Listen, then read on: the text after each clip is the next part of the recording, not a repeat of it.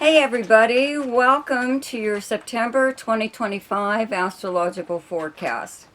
So the big news I think for Pisces and Virgos is the fact that Saturn has retrograded back into Pisces, where it can finish out its transit there and then fully move into Aries at the beginning of next year. So both of those signs won't be dealing with this planet for a while, okay?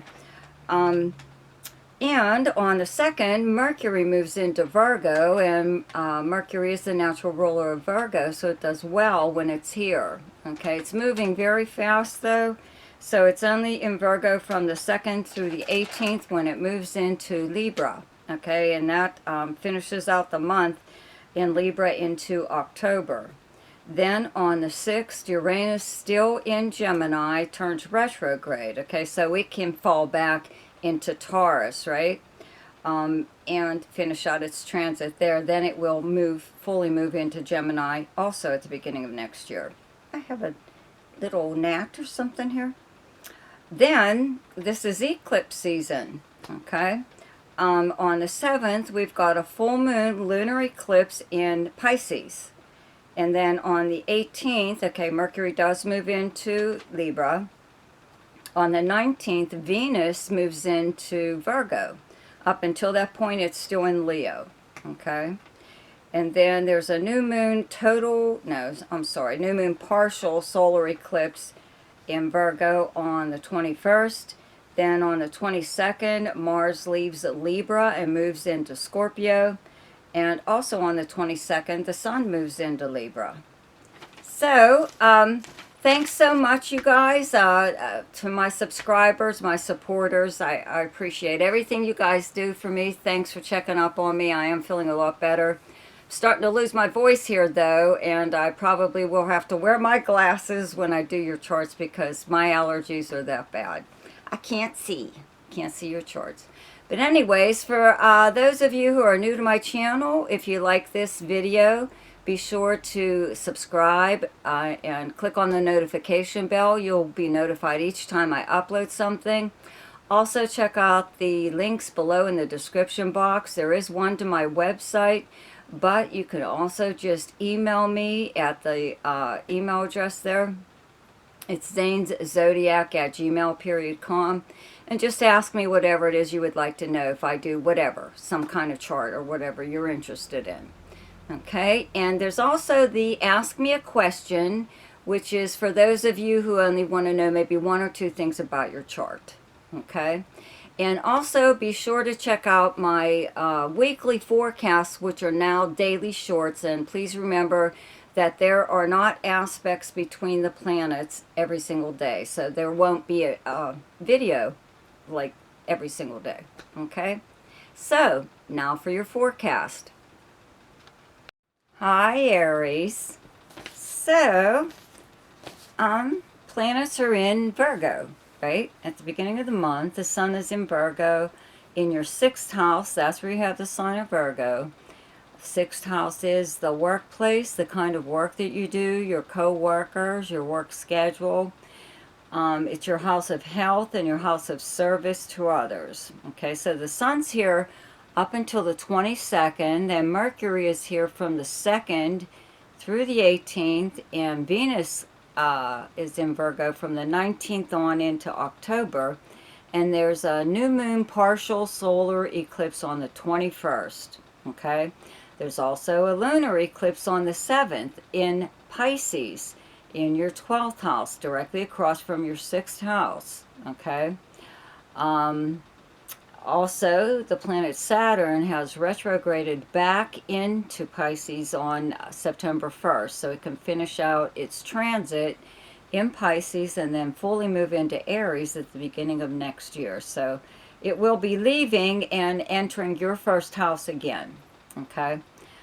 So for now, you have Saturn in your 12th house of behind-the-scenes activities by you or someone else, secrets and confidences, your subconscious mind, dreams, the house of charity, the house of confinement. This is pertaining to someone, let's say, like who's homebound or in a nursing home or hospital, or someone who's even in prison. Okay, and this is why they call it the house of self-undoing, because you can drive yourself crazy all by yourself within your own prison. Okay, so Saturn here sometimes, I have mentioned that already with Saturn in Pisces in the 12th house. Brings up fears totally out of the blue that you never had before. Okay. Anyway, full moon here. Full moons exist to resolve conflicts or problems or whatever, so you don't have to ever deal with them again. And it looks like this one is happening behind the scenes, and because it's directly across from your 6th house, I'd have to say it has something to do with the workplace. So you could really, just blurt out all kinds of stuff to whomever that may actually be able to help you in some way or other in regards to work or co-workers, or if you're self-employed, possibly a client or something or other. But whatever you do works. You know what I mean? It may not be a lot of fun, and it is behind the scenes. It's done secretly or in confidence.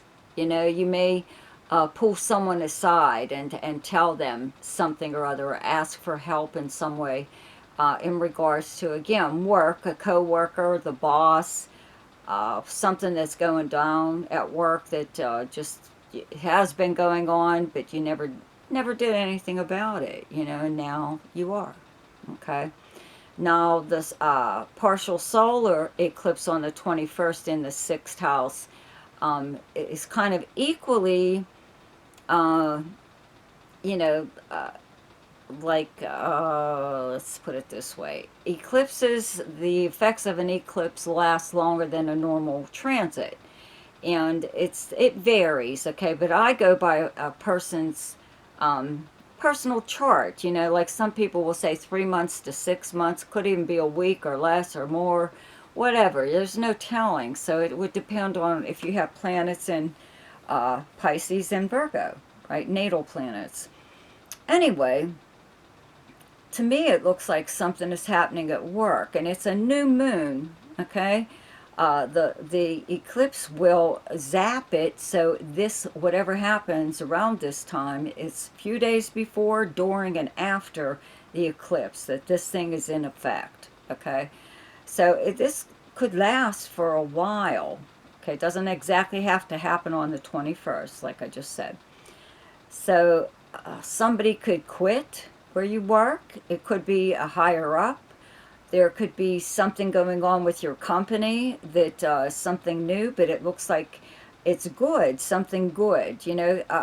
Eclipses sometimes eclipse people out of your life. So I would have to say that it could be somebody that was a real pain in the ass. Could be someone you work with, right? This is also the house of service to others, meaning someone needed your help with something, so they ask you for a favor, and in turn offer to do something for you, so you both benefit from the arrangement. However, maybe the arrangement wasn't what you thought it would be, and they're getting more out of it than you are, So it could end up with something like that, just ends. Maybe that person is gone. It could have even been like, I want to say, like a neighbor or somebody. It could be family, but to me it looks more like it's a neighbor or someone in your area that lives in your area that was a little bit of a pain in the ass, whatever. So this is something good, though. This partial solar eclipse, new moon, is good, okay? So then the sun moves into Libra on the 22nd, and Mercury moves here on the 18th, and Mars has been here since last month. Okay, so it's here up until the 22nd, then it will move into Scorpio and your 8th house, okay? But in the meantime, Libra is your opposite sign, so whatever planets you have in Aries are directly across from these planets in Libra, creating an aspect called an opposition. Sometimes it's like a tug of war between energies. So it could be something like that right now, okay? You still have Neptune in your sign right now. It will also retrograde back into Pisces and finish its transit there before moving back into your sign and staying there for a really long time. Okay, so, somebody, could be, I don't know, Neptune does rule illusion and deception, even self-deception sometimes. However, it makes you very spiritual and very empathetic and a lot of other things. So there's always good and bad about each planet, but there could be somebody, trying to pull the wool over your eyes, pull fast one. Seventh house is the house of close relationships and partnerships, whether they're business, so this could be in business, or romantic, or a friend. You may feel like somebody told you something. You may have asked them, one of your close relationships, asked them something, and they gave you an answer, but you didn't believe it, and you don't have any basis even to back that up, but you feel that it's not the truth. And that's exactly what you should follow, because that's what Neptune does. Your first instinct is always the correct one. Okay, it will bring out more psychic ability for you over the years. Okay, but because Mars was here since last month, there's already been someone within your close relationships. It's a friend, possibly. This is also the house of competition and open enemies. So there's already been someone acting aggressively towards you. Okay, trying to get you to do whatever they want you to. Sometimes even some kind of commitment. They're trying to tie you down, possibly. Whatever the case, it's just something to keep in mind, that this Mars is leaving, so it won't be as pushy. These people won't be as pushy as they have been within like the past month. Okay, so Mars moves into your 8th house of other people's money and resources. This is passive money through means other than earning it, such as prize money, a windfall of some kind, an inheritance or legacy, insurance payout, legal settlement, tax refund possibly, increase in a bank loan, or increase in credit limit with a credit card company. It's all kinds of things, but if there is money that is yours, or any possessions that possibly someone borrowed from you and have not returned, even though you've asked repeatedly, that you won't stand for it anymore. You won't let it slide, okay? And also, if there's something wrong in your finances with, let's say, like with a bank or a credit card company, you'll get on it right away too, okay? Which, as you should, okay?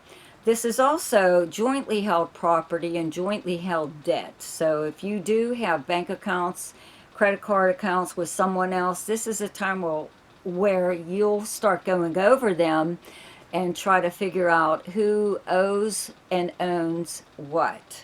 Okay? It's something to do. It's just a good idea. Okay?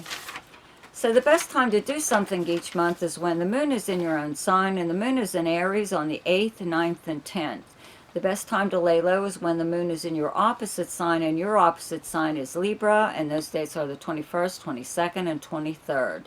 The best time for romance, recreation, creativity, fun, gambling, or speculation, and anything to do with children is the 4th, 5th, 6th, 17th, 18th, and 19th.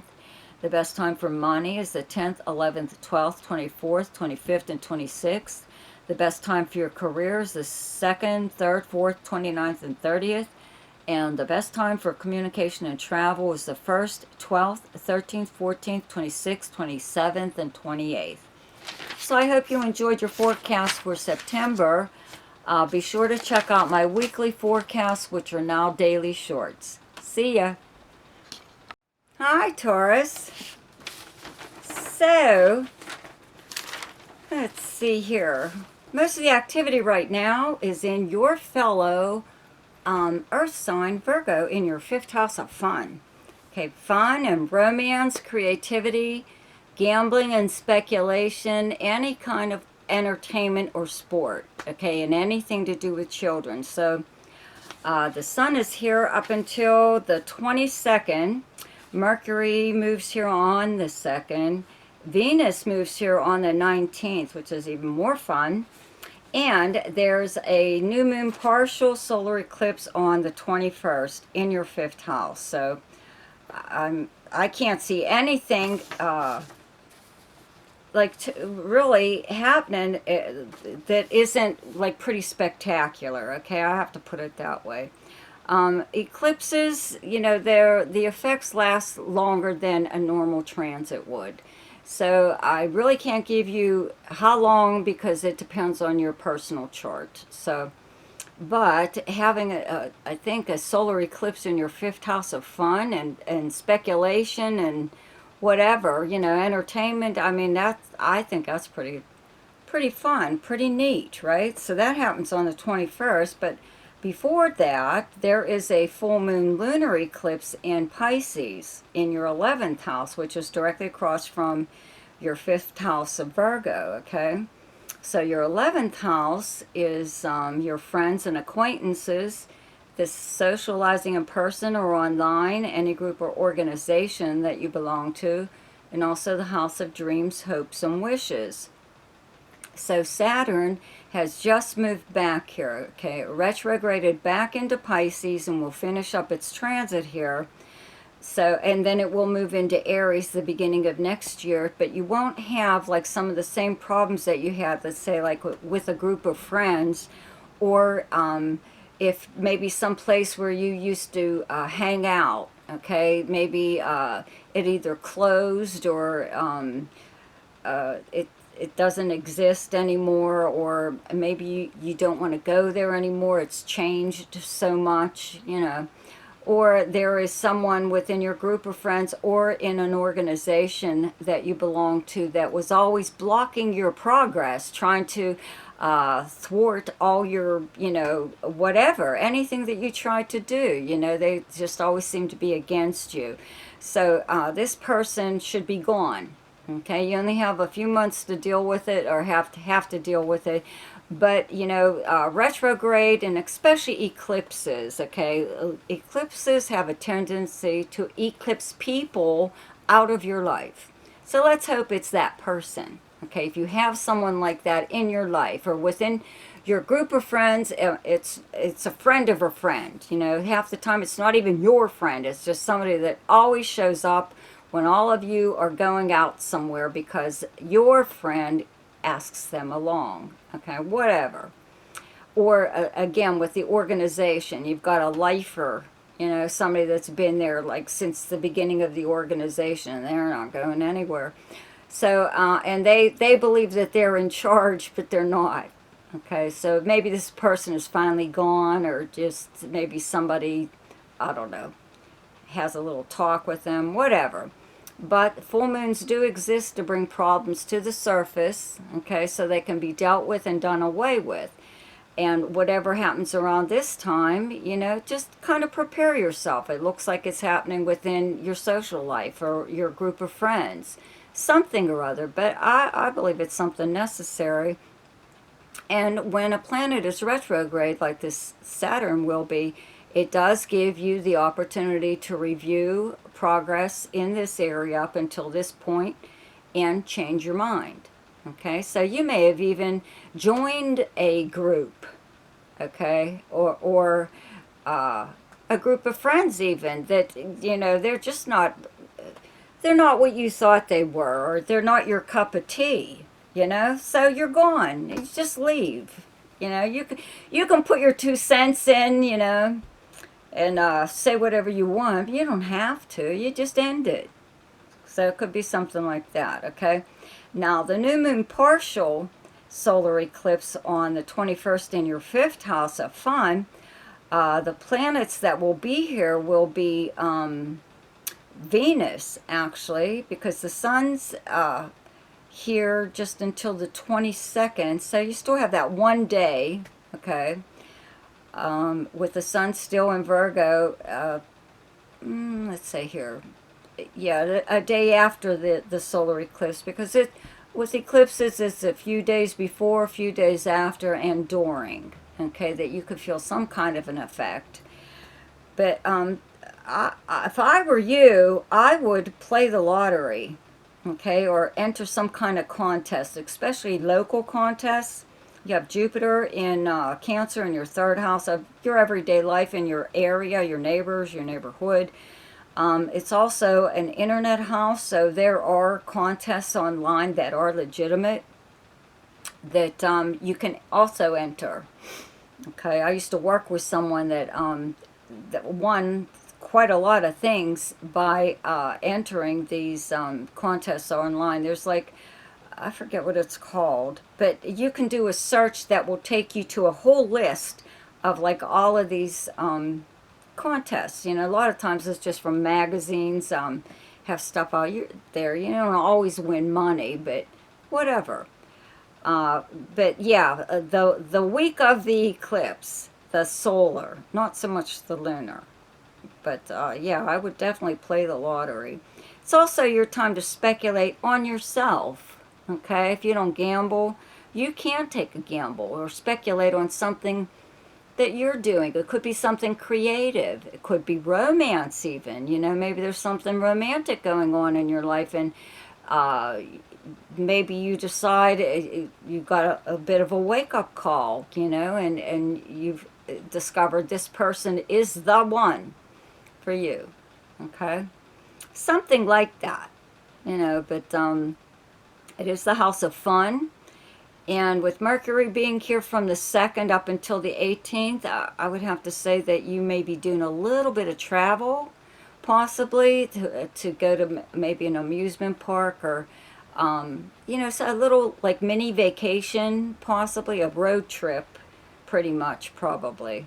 But it could be something maybe that you do this same time each year, you know. Could even be maybe a little bit of something to do with your family. It could be a reunion maybe.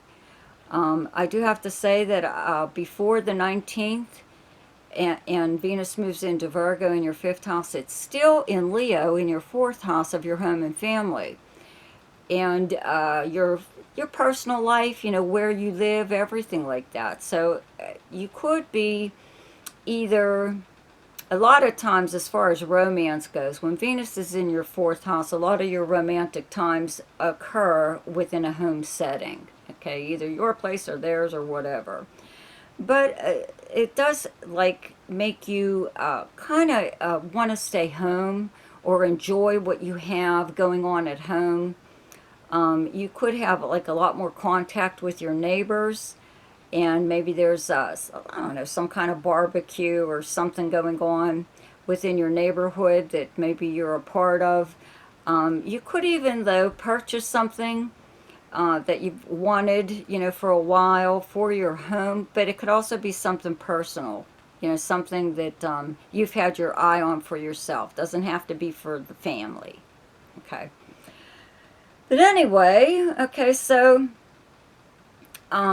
with having, you know, Uranus is still in Gemini and it is retrograde from the 6th on, it will fall back into your sign. So it can finish up its transit there. Then around the beginning of the year, it will move fully into Gemini and you won't have this planet in your sign anymore.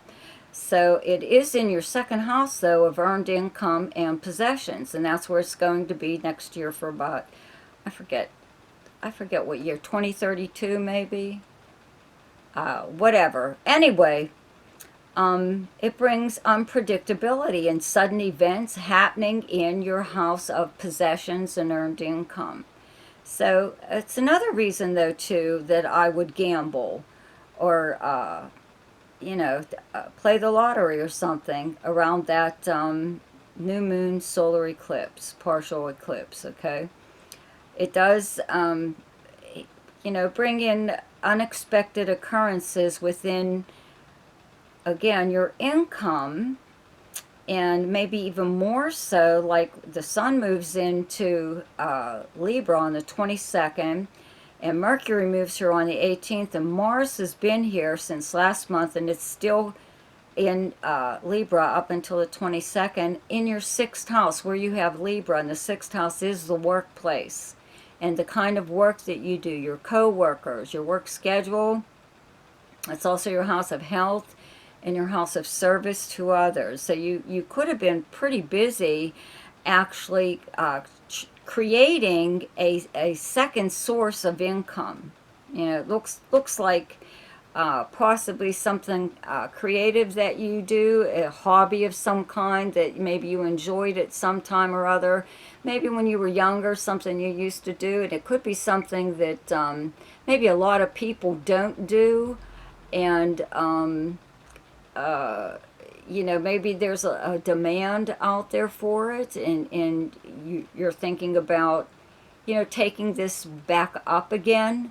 You know, it could have been something you did in high school, you know, whatever. But also, though, you may own something, okay? And I always give, like, collectibles as an example, because collectibles, their value changes. You know, it's almost like stocks, right? But you could own something whose value has increased since whatever, the last time you looked or something. So you might want to take a look at some of your possessions even to, I don't know, just get an idea of what they're worth, or maybe you want to collect even more. Maybe you'll start collecting something new, or maybe you'll make some kind of an investment, okay, that starts out, you know, just a small investment, and over the years just blows up. You know, it's like, I believe, people who bought stock in Walmart when Walmart first came along, you know. Who knew, right? You just never know. So you may have already invested in something. Go keep an eye on it, see how it's doing. Okay? But when these planets move into Libra, it's the workplace. You're back to work, something or other, you know. There could be things going on there. It's towards the end of the year. A lot of times employers, if you work for someone else, they start to make changes or talk about them, what they're going to do at the beginning of the year, change work schedule or assignments or something or other, you know. But there's just more activity going on right now because these planets are in your 6th house of the workplace, but also your house of health. You know, you may have, this could be your time of year where you go get a checkup or something, or start some kind of new, you know, workout or health exercise, or even like a diet, changing your diet in some way or other. But yeah, so Mars has been here for since last month, so you should have physically possibly been like more energized physically, you know, wanting to get out there and do stuff. So, and then Mars moves into Scorpio, your opposite sign, on the 22nd, okay? Moves into your 7th house. It's directly across from your 1st house of Taurus. And the 7th house is the partnership house. It's business partner, romantic partner, friendship, and, you know, friend. It's also the house of arrangements and agreements, open enemies, and competition. Okay, so when Mars is in your 7th house, it's directly across from all your planets in Taurus. Okay, you know, Scorpio is your opposite sign, and Mars is an aggressive planet. So you may notice that people start to come at you a little bit more aggressively. They're kind of pushy, you know, towards you. In fact, there could be somebody that tries to get you to commit to something or other. This is the marriage house, more or less, okay? So, you know, you could be involved in something romantically. Maybe, you know, having the planet Uranus in your sign just screams, I want my freedom. Don't tie me down, you know. So when Uranus, you know, entered your sign even, you may have been since then like on your own, but that's what that's what you wanted, okay? So that could be coming to an end. You know, maybe you were able to, you know, whatever with, let's say, a partner, even. You were able to put things the way you would like them to be as far as your freedom goes, and being able to come and go as you please and do it, say whatever you want to, blah, blah, blah, okay? So it could be somebody, I feel, trying to get you to possibly settle down into something, someone or something, okay? Also, Mars in the 7th house does bring out an open enemies or competition, and what that is, what an open enemy is everyone knows that you two don't get along. No big deal, no big surprise, you know, but a lot of times this person starts acting up, you know, starts pushing your buttons, you know, just to get you to act up. Whatever. It could be competition, though, also, just as far as whatever line of work you're in, even if you're retired, you know. You have Pluto in Aquarius in your 10th house of your career. Your 10th house is your most public house, you know. It's how you're known by reputation for your livelihood, your career, and also your public persona. But Pluto is going to be here for about 20 years, and whatever you are doing within your field or your line of work is changing the way everyone does whatever in that field. Okay, you may be creating something that will become standard within a certain field. Okay, so somebody could be jealous of you even, you know, you're getting possibly recognized even at this time, even though Pluto is in such low degrees. It's just the beginning of whatever you are doing, possibly within your career or line of work, that will affect large groups of people. Okay, so it could be somebody that just, you know, they're just jealous of you, that's all. Okay, so the best time to do something each month is when the moon is in your own sign, and the moon is in Taurus on the 10th, 11th, and 12th. The best time to lay low is when the moon is in your opposite sign, and your opposite sign is Scorpio, and those dates are the 24th, 25th, and 26th. The best time for romance, recreation, creativity, fun, gambling or speculation, and anything to do with children is the 6th, 7th, 8th, 19th, 20th, and 21st. The best time for money is the 1st, 12th, 13th, 14th, 26th, 27th, and 28th. The best time for your career is the 4th, 5th, and 6th. And the best time for communication and travel is the 2nd, 3rd, 4th, 15th, 16th, 29th, and 30th. So I hope you enjoyed your forecast for September.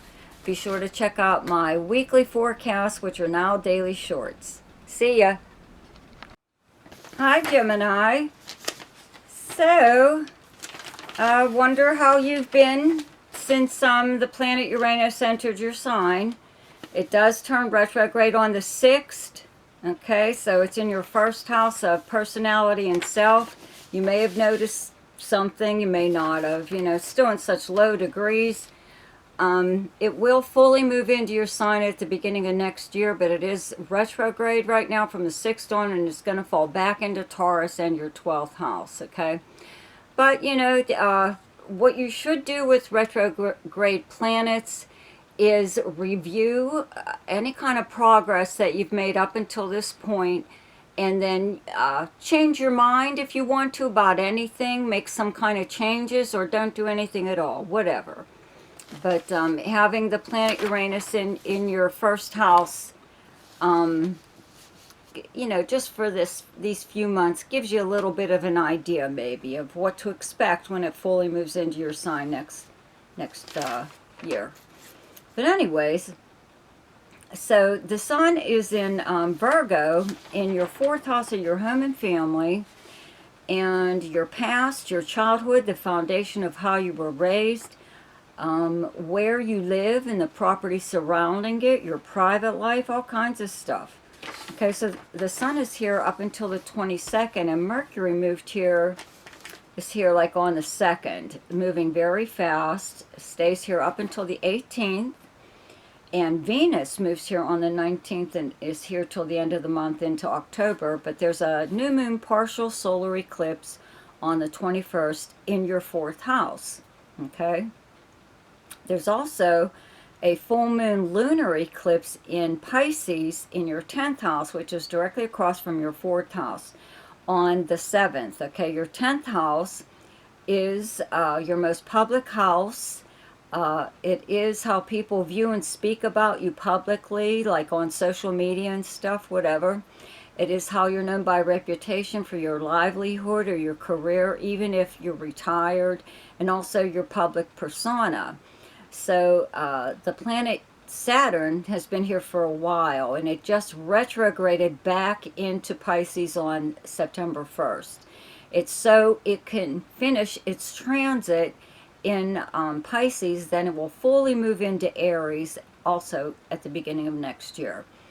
So, you know, having Saturn here maybe not have been that easy to like move ahead, climb the corporate ladder or whatever, make a lot of progress within your career. You know, usually it's because it's a higher up or a competitor or something or other, even if you're self-employed or even if you're retired. You know, there's something that's kind of like stood in your way, thwarted whatever it was you were trying to do. So, you know, that will be gone in just a few months. You won't have to deal with that again. But around that full moon, there could be something on the 7th. And eclipses, okay, the effects last longer than a normal aspect would. But you really can't tell how long. It's based on your personal chart, though. Some people say 3 to 6 months or maybe even a week or two. Who knows, you know? So I usually don't give a time, but I will say a few days before, during, and after an eclipse is when it's like it's most powerful. Okay, so around the 7th, the full moon in your 10th house could bring some kind of like ending. That's what the full moon is for. A full moon brings problems to the surface so they can be dealt with and done away with, and you never have to deal with it again. So there could be someone you work with, even a colleague or something, again, that has always like tried to thwart your progress in your career, or some person who's just like has the same status as you but tries to micromanage you at work as if they're your boss or something, or always got their nose up your ass, or you know, they got to know what's going on in your life. You know, that'll come to an end. You know, either you'll put an end to it some way or other, you know, or they will be eclipsed out of your life, either the company you work for, or they find another job, or whatever. Something eclipses usually get rid of things. Sometimes it's people. So if there was someone that maybe even has the same kind of job that you do, this could even be like social standing, you know. There could be someone that has I don't know, thinks that you're some kind of threat, maybe, you know. So they were trying to, I don't know, what can you do socially except for on social media? So whatever, okay. So whatever happens around that full moon should be to take care of something or other within your career or your public persona, okay. Bring an end to it. Then this new moon partial solar eclipse on the 21st happens in your house or your home. So I think this is something like really nice. You know, Venus will be here at that time. So at least you have, and like the sun for like one day. The sun is still in Virgo up until the 22nd, and the solar eclipse is on the 21st. So we'll say the sun and Venus together in your 4th house. So there could be something really nice going on at home. You could hear from even someone from your past. that you've always wanted to, wondered about or wanted to know what they've been up to or just wanted to hear from them. They could re-enter your life at this time, or if there was some kind of problem that you were having, like within your home, like even with appliances or stuff like that, uh, that needed fixed or changed or whatever, you should have um, the money to be able to do or fix or change or whatever it is within your home or even your private life, because your fourth house is also your private life, okay? You have Jupiter in Cancer, okay, in your second house of earned income and possessions. And this is a wonderful placement for Jupiter. It brings in money.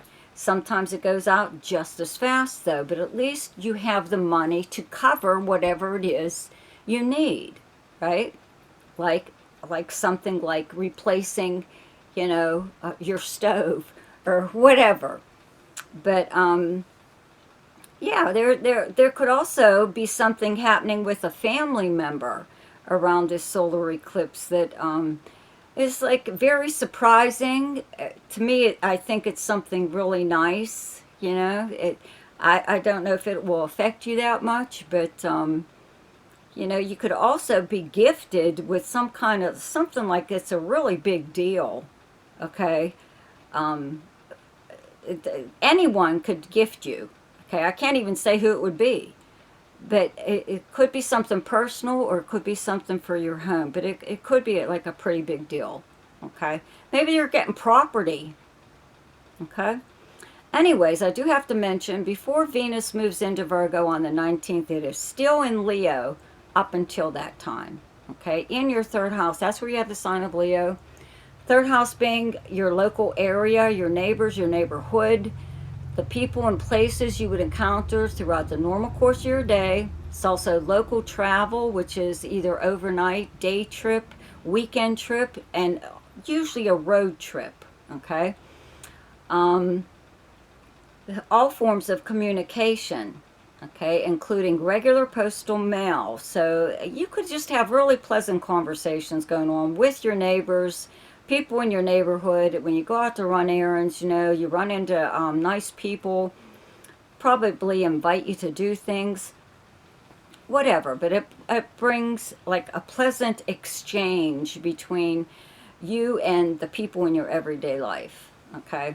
Then the sun moves into Libra on the 22nd, and Mercury moves here on the 18th, and Mars has been here since last month but leaves on the 22nd. Okay, in your fifth house of fun and romance and creativity and gambling and speculation, any kind of entertainment, any form of entertainment or games, and anything to do with children. So it's, the sun's here the same time each year, so there could be something that you do the same time around this time of year. Could be attend some kind of gathering, could be a reunion or a party, or maybe there's something that goes on within your neighborhood that you're a part of. So you may either attend a party or even throw one yourself at your own place. You might want to, I would play the lottery and enter contests if I were you, okay? Especially local contests while Venus is still in Leo up until the 19th. I know after that is when the planets really move into Libra, but Mars has been here for such a since last month, so it's already activated your fifth house. Okay, and the fifth house is the house of gambling and speculation. So I would play the lottery and enter contests if I were you. Then on the 22nd, Mars moves into Scorpio in your sixth house of the workplace, the kind of work that you do, your co-workers, your house of health, and your house of service to others. So Mars really energizes this area too. If you do work with other people, you're not going to take any kind of crap from anybody, Not that you're going to get any, but, you know, like I said, you have had Saturn in your 10th house of your career, so you may have had to be dealing with somebody anyway. But Mars here helps you speak your mind, stand your ground, stand up for yourself. Also, you may take up some kind of physical form of exercise. It could even be just dancing or riding a bike or walking or something or other. Okay? I think that's about it. Okay, so the best time to do something each month is when the moon is in your own sign, and the moon is in Gemini on the 12th, 13th, and 14th. The best time to lay low is when the moon is in your opposite sign, and your opposite sign is Sagittarius, and those dates are the 1st, 26th, 27th, and 28th. The best time for romance, recreation, creativity, fun, gambling, and speculation, and anything to do with children is the 8th, 9th, 10th, 21st, 22nd, and 23rd. The best time for money is the 2nd, 3rd, 4th, 15th, 16th, 29th, and 30th. The best time for your career is the 6th, 7th, and 8th. And the best time for communication and travel is the 4th, 5th, 6th, 17th, 18th, and 19th. So I hope you enjoyed your forecast for September. Be sure to check out my weekly forecasts, which are now daily shorts. See ya.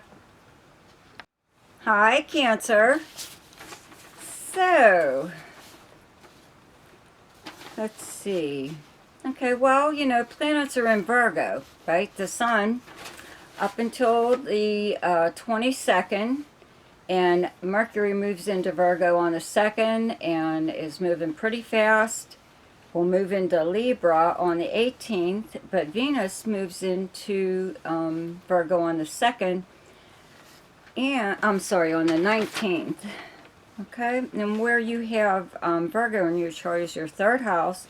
There's also a new moon partial solar eclipse on the 21st, okay?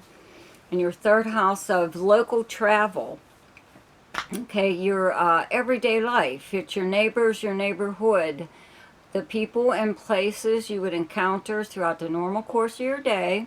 It's all forms of communication, including regular postal mail, okay? And local travel is like your tri-state area, or an overnight trip, or a day trip, or a weekend trip, but it's more than likely a road trip, okay? So you may even have something like that pop up around that solar eclipse, the opportunity to travel. You have to keep in mind that Jupiter is in your sign until next summer, so all kinds of opportunities are popping up for you to do whatever. Excuse me, and travel is one of them, even if it's just nearby. Okay, Jupiter is the natural ruler of Sagittarius and the 9th house, which is the travel house. Long distance travel, though, usually. But many, many things. You have a lot of opportunities for stuff here. So that's just like one of them. You know, there's could be an awful lot of activity going on within your area. It could be something that happens like yearly, you know, like some kind of fair or barbecue or something that even takes place like with all your neighbors. Could even be a reunion, maybe, that it could be like family or even school, whatever.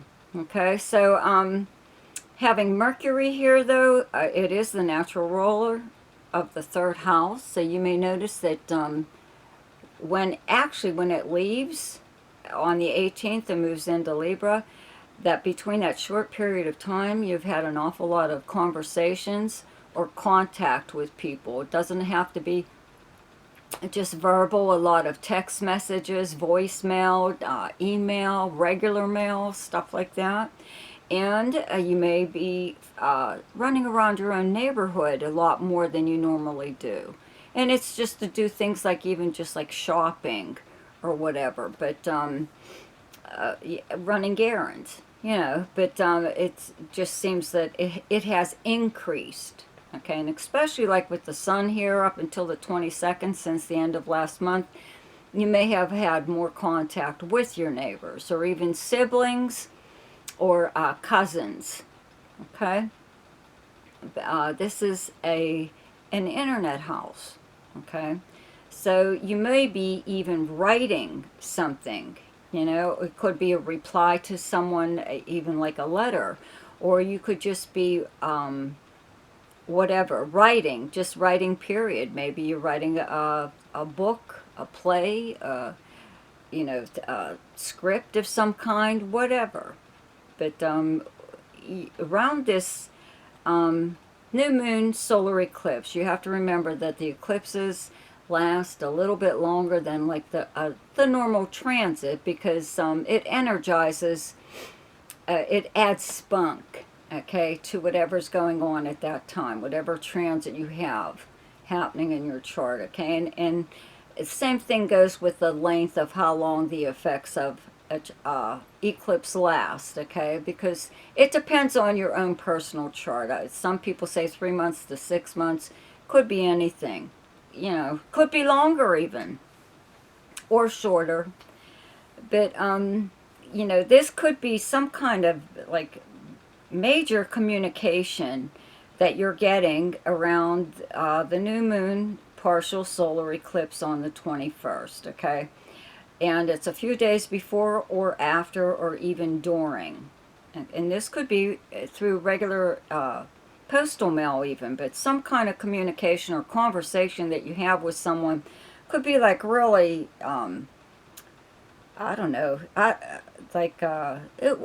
that it's not important, but it could be surprising or unexpected. You could even hear from someone, you know, totally out of the blue. Now, there is a full moon lunar eclipse on the 7th in Pisces in your 9th house. It's directly across from your 3rd house, okay?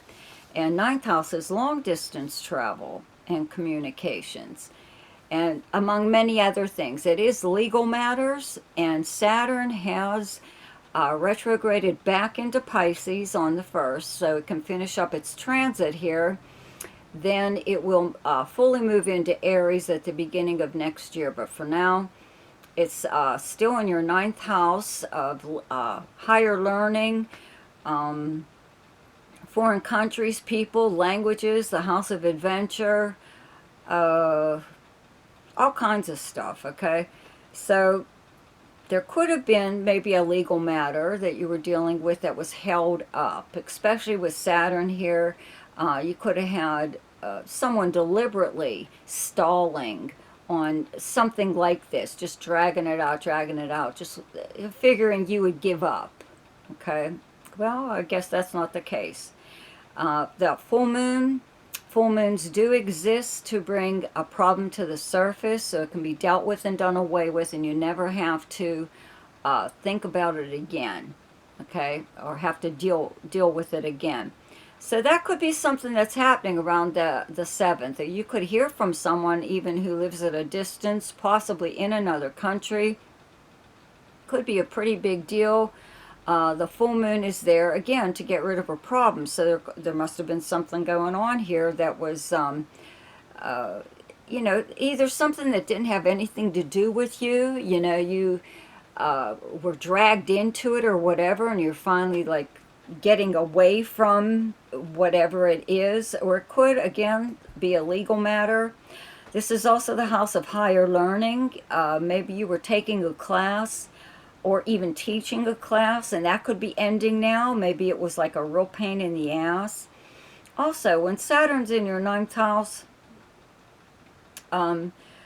it is kind of hard to travel. You know, even if you are traveling for work, you know, you could have an awful lot of like delays at the airport or reservations that get screwed up. But especially if you were traveling to a foreign country, it's a good idea always. I mean, now that this is leaving, I've mentioned this before, though, in Saturn in Pisces, right? That it's a good idea to know the local customs and laws, you know, because you could accidentally offend somebody or even break a law, you know, something that's unacceptable, or, you know, whatever. So all of that is going to be ending, okay? So something, you know, could be like that. You know, you could have had to deal with someone that was a real jerk during this whole period of time, this being the house of higher learning. In school, what kind of school, what's your educational background? You could have had someone like trying to hold their what they thought was superiority over you as far as knowledge went. Well, that's gone now too. You know, when this planet leaves here, you won't have to deal with that person again. But it could be something like that. So by the time the new moon solar eclipse comes along on the 21st, it should kind of like be resolved. You know, you come out the winner anyway, you know. Especially though if it's a legal matter, that's like really, really good. You know, it will be the ending of a legal matter, and you should be, I would hope, on the financial end of like, you know, getting something from it other than just satisfaction. Money, right? I do have to mention that Venus is in Virgo from the 19th on, okay, into October. But before then, it's still in Leo in your second house of earned income and possessions. So you still have money or Venus-related objects or anything like, let's say, like art or luxury items or just anything pretty, okay, coming to you. And it doesn't have to have anything to do with your birthday. I mean, it could be belated, very belated birthday, but it looks like it's a just because kind of thing. That, you know, somebody's giving you something, okay? Then, okay, the sun moves into Libra on the 22nd. Mercury moves here on the 18th, okay? And Mars has been in Libra since last month. So you have Libra on your 4th house of your home and family, where you physically live, the property surrounding it, your past, your childhood, the foundation of how you were raised. Okay, so your focus turns to your home and just doing stuff there. Having Mars here does make you, since last month, makes you like want to do some kind of remodeling, almost like big time remodeling. Not like with the sun and Mercury here, it makes you want to do smaller things like buy throw pillows or new towels or drapes or something or other. But when Mars has been here since last month, it made you want to do like some kind of big time job, you know, around your home. Whatever, but it just seems like there is more activity possibly with family, you know, not even family that you live with, like relatives, hearing from them, and people from your past, because this is your past, your house of your past, okay? So you could have already been in contact with someone that may be coming into town, you know, that could be a relative, but it could be actually someone from, let's say, like middle school even, coming to visit. And that's started out like at the beginning of September, but goes into like the rest of the month, okay? Then Mars does leave Libra and moves into Scorpio on the 22nd, and your 5th house of fun, romance, creativity, gambling, speculation, any kind of entertainment, any kind of sport, and anything to do with children. So having Mars here obviously makes you very enthusiastic about getting out there and doing, you know, doing something fun. You could be working on something creative, or there's some kind of opportunity, hopefully, that's already presented itself to you that maybe you're now able to do. You know, with this being the house of fun, it's not like anybody has to twist your arm to get you to actually go out and have some fun. But it does... it's more appealing at this time, you know, or you are feeling more creative. You feel like, again, writing possibly, or anything, any form of creativity at this time, Okay, let's see. Yeah, whatever.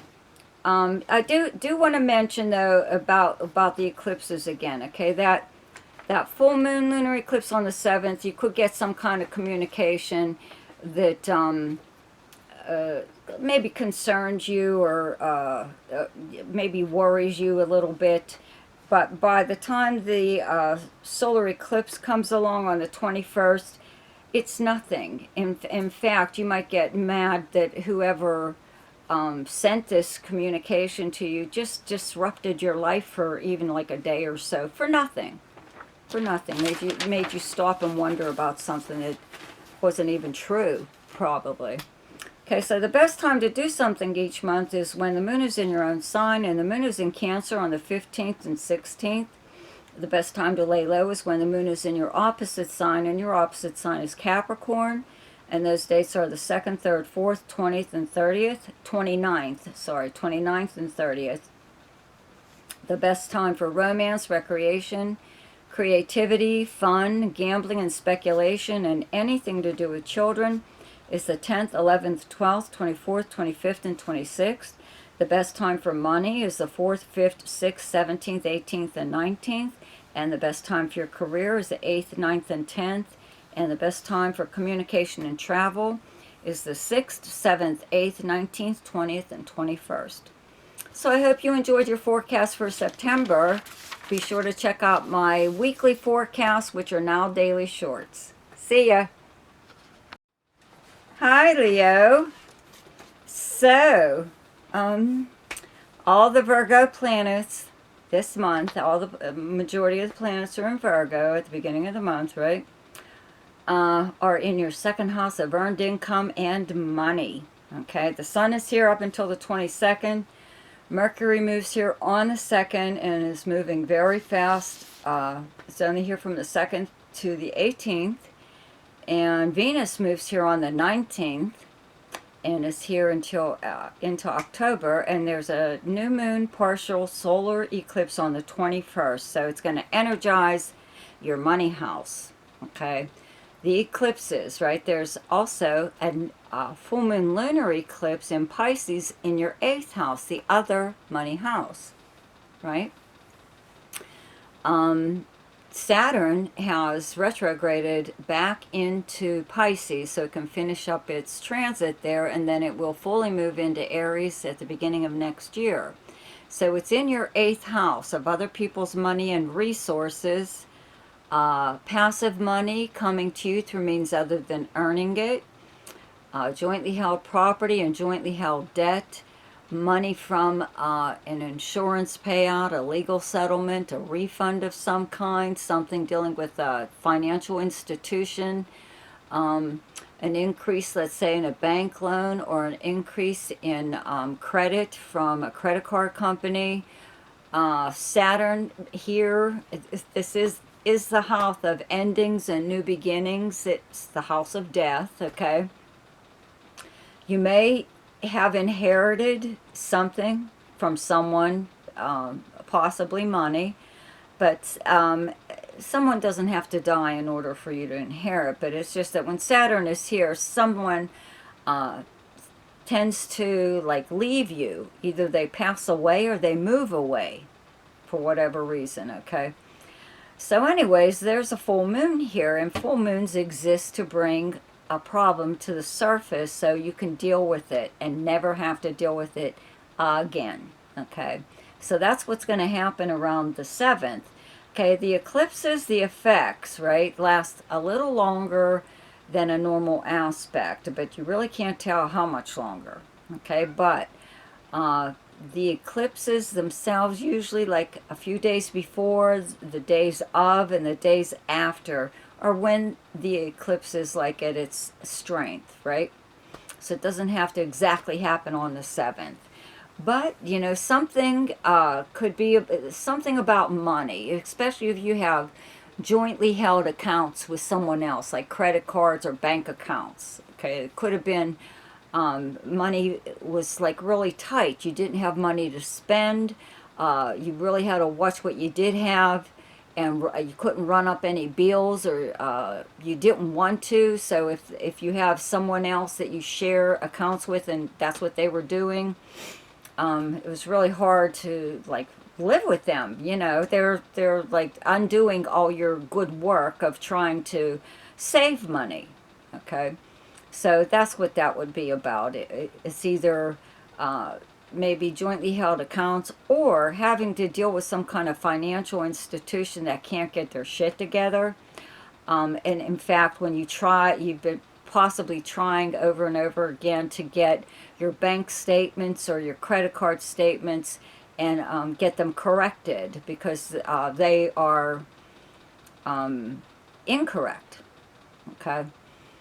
Something like that. Well, it really hits the fan. Okay. Around this full moon. So but it's taken care of. You finally, you know, even if you got to yell into the phone, which, you know, may bring you to that, finally get some kind of resolution, you know, to this problem. Okay. Now, the new moon solar eclipse on the 21st in your second house of earned income and possessions is like energizing this area. Okay, so if I were you, because they are the money houses, I am going to tell you to play the lottery, especially around those days, like a few days before, during, and after the eclipse, both of them, full moon and the new moon. Okay, so if you can, even just get a scratch-off ticket for like $1, if whatever.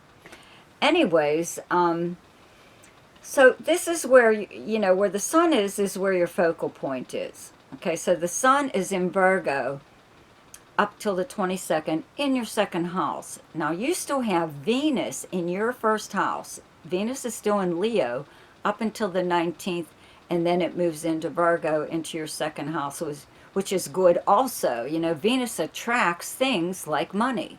So I would have to say that you're getting some belated birthday gifts, lots of things actually. But with Venus, if you've listened to my previous videos, you know that I always say when Venus is in your own sign, your first house or your 10th house, to milk it for all you can, okay?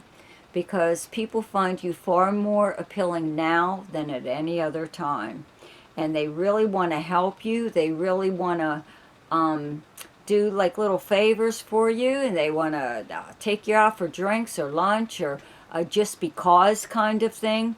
And that would really happen, really help with this if you are having problems with a financial institution. Because I always tell people, if you don't get anywhere, right, hang up, call back on another day, a few days later, at a different time to get a different person, and you will find that there is someone there that's actually going to do their job, and they're actually going to help you. And especially with Venus in your first house at this time, people really do want to help you. Even when it moves into your second house on the 19th, is when maybe you'll see some progress. Maybe money that was withdrawn from your account that should have been may show up back in your account. Okay. Mercury also moving very fast here. It's like Mercury's like a timer, you know, in astrology. Maybe that whole thing about the check really is in the mail, right? Maybe you've been waiting on it, waiting for whatever to come, and it could, like at that time, and especially like this new moon. Okay, the solar eclipse here in your second house energizes this house. Could be anything. You know, second house is also your feelings of self-worth. You know, how people treat you, how you let them treat you, how did you teach them to treat you, okay? What are you going to put up with and what aren't you going to? Like stuff like that could be changing, okay? It's also the house of hidden talents. And a lot of times it's something that you used to do when you were a kid or a teenager or something or other. But there could be something that you do that's very creative, okay? Your Leo is the natural ruler of the 5th house that governs creativity and this acting and drama and whatever. Okay, so something like that. You know, don't be surprised if you get some really nice Venus-related birthday gifts, such as like cologne, perfume, jewelry, you know, art, something beautiful, even something to wear, possibly, you know, whatever. Then, okay, Mercury moves into Libra on the 18th, and the Sun moves here on the 22nd, and Mars has been in Libra since last month, but will leave also on the 22nd when the Sun moves in. And your 3rd house is your neighbors, your neighborhood, your everyday life, the people and places you would encounter throughout the normal course of your day. It's all forms of communication, including regular postal mail, local travel, which is like a day trip, an overnight trip, or a weekend trip. And it's usually always a road trip by car or by bus or something. Okay? You may find that your mail increases. You get a lot more mail than normal, or you have more contact with your neighbors even, or a lot more conversations with people, or you just hear from people more than you have been. And this is usually like through emails, probably. Could be regular postal mail or text message even. But you know, your area, your neighborhood, and your neighbors and siblings, cousins, all that are kind of like in the spotlight with you right now. There could be something going on in your neighborhood or your area that, you know, it could even be something that happens this same time every year that you're going to do. You're going to get together with other people, but you're not going very far, let's put it that way. Okay, you're going to hang out and take part possibly in some kind of neighborhood thing, whatever. So then Mars moves into Scorpio on the 22nd, and your 4th house where you have the sign of Scorpio. 4th house being your home and your family, where you physically live and the property surrounding it, your past, your childhood, the foundation of how you were raised, and your private life.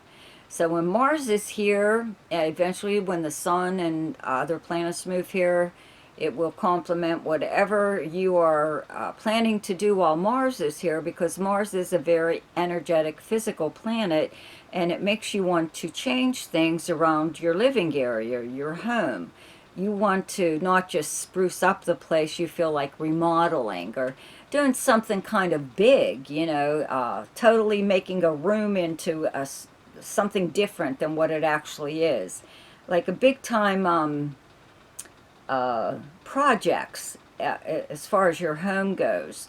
You may also end up having a lot more contact with your family, more visitors possibly just popping in on you, and even possibly someone from your past.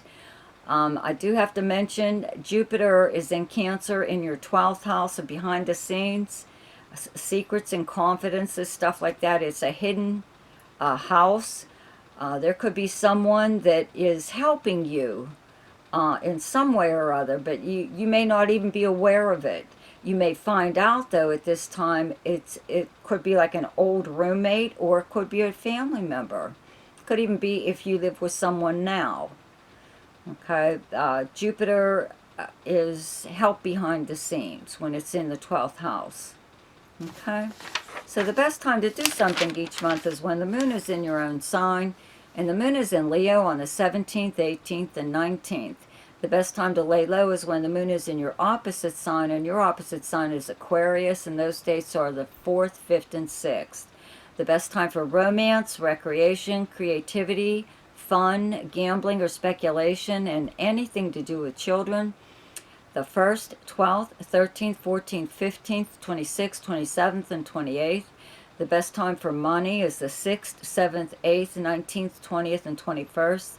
The best time for your career, 10th, 11th, and 12th.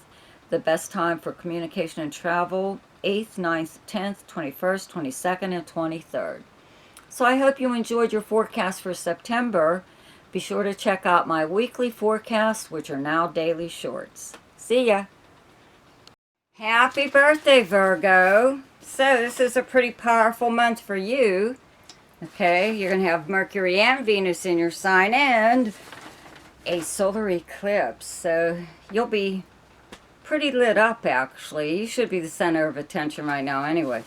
Okay, so here, again, Saturn is in your 7th house. That's where you have the sign of Pisces, and it has turned retrograde, so it will be finally moving out of this area, and it will move into your 8th house and Aries at the beginning of next year. Okay, so it is retrograde right now. Your 7th house is like your close relationships, business, romantic, or friendship. Also the house of arrangements and agreements, contracts, commitments, open enemies, competition, many things. So this is almost, in a way, a little bit of a last chance for you to, I mean, you can always change your mind, but to like really look over a close relationship that may have been giving you problems over the past like 2.5 to 3 years, when Saturn has been here in the in your chart in this 7th house. Okay, excuse me. What it did was it tested just how strong your close relationships were. You know, could they handle like all the drama or whatever, or you know, where was it equal? You know, did you give too much, too little? Whatever. Did your friend or a business associate or whatever try to keep you under their thumb, smother you, prevent you from moving forward in whatever way you were trying to, or getting ahead? Okay, that's something to determine now. When the planets are retrograde, it does give you the opportunity to review all that's happened and change your mind. So this being the house of agreements and arrangements, even if you've signed a contract of some kind, there's usually some way out of it, or altering it in some way or other. So you might want to consider that. Okay, but for now, you know, that, like I said, this planet is leaving here anyway, so you won't be having to deal with anything like that. That's why it is kind of like not your last chance really, but the last chance that really matters. Okay, for you to change something in one of these close relationships or partnerships. You know, maybe you just won't even do business with someone anymore. You know, it could be that, whatever. Okay, so anyway, so Mercury does move into your 1st house of personality and self, okay, on the 2nd. And like I said, it is moving very fast. It does move into Libra on the 18th, and your 2nd house of earned income and money, okay. So the sun is here already anyways, up until the 22nd. So you've been the center of attention as it is, okay? The planet Uranus in Gemini does fall in your 10th house of your most public house. So you're getting attention there too, okay? And that planet does turn retrograde on the 6th and will fall back into Taurus, your 9th house, so it can finish up its transit there, but then will fully move into Gemini also at the beginning of next year. So your 10th house is your house of your career, pretty much. It's how you're known by reputation, though, professionally and personally, even if you're retired. Whatever it is you used to do, this is how people view and speak about you publicly, or post about you on social media, whatever. So having this planet here for just this short period of time could have given you an indication of maybe possibly what to expect, but it is like sudden possibly recognition or attraction or something or other. The characteristics of Uranus that are like most associated with this planet are unusual and sudden events, surprise, you know. So you could be surprised, you know, during this time that this planet has been here. Maybe a past employer or even someone that, you know, current, maybe you have applied for a new position, or you expressed to anyone that you were interested in leaving where you are or doing something or other. So someone may have contacted you and asked you if you were interested in working with them. Okay, and that's something that will, again, when this planet moves here next year, you could be getting offers left and right from a lot of people and from different fields, even maybe not even the field that you're in. You know, you may decide to change your occupation altogether anyway. Okay, but anyway, so with Mercury in your first house and it being your natural ruler, it does really well when it's in your sign. So you are on the receiving and sending end of an awful lot of conversations or emails or text messages, anything. And when this eclipse comes along, okay, first I do have to mention Venus will move into your sign on the 19th, right before this solar eclipse, okay? And if you've listened to any of my videos, you know that I always say when Venus is in your first house, your own sign, or your 10th house, that you should milk it for all you can. Okay, so that's what this will do. This will draw even more attention, excuse me, to you. And, you know, when Venus is in your first house especially, people want to do nice things for you, okay, favors for you. They want to get on your good side, you know. They'll invite you to places, more than likely to celebrate your birthday, even if it's a belated birthday, but a function of some kind or other, you know, socializing. People will be like really... you know, it may seem coming out of the woodwork to try to get you to go with them to something or other, inviting you somewhere. You have Jupiter in Cancer in your 11th house, okay, of your friends and acquaintances. So there should be at least one new person coming into your life, okay, that will be very beneficial to you, a new friend. Okay, 11th house is... your friends and acquaintances, where you would normally go to hang out. It's socializing in person or online, any group or organization that you belong to. And also the house of dreams, hopes, and wishes.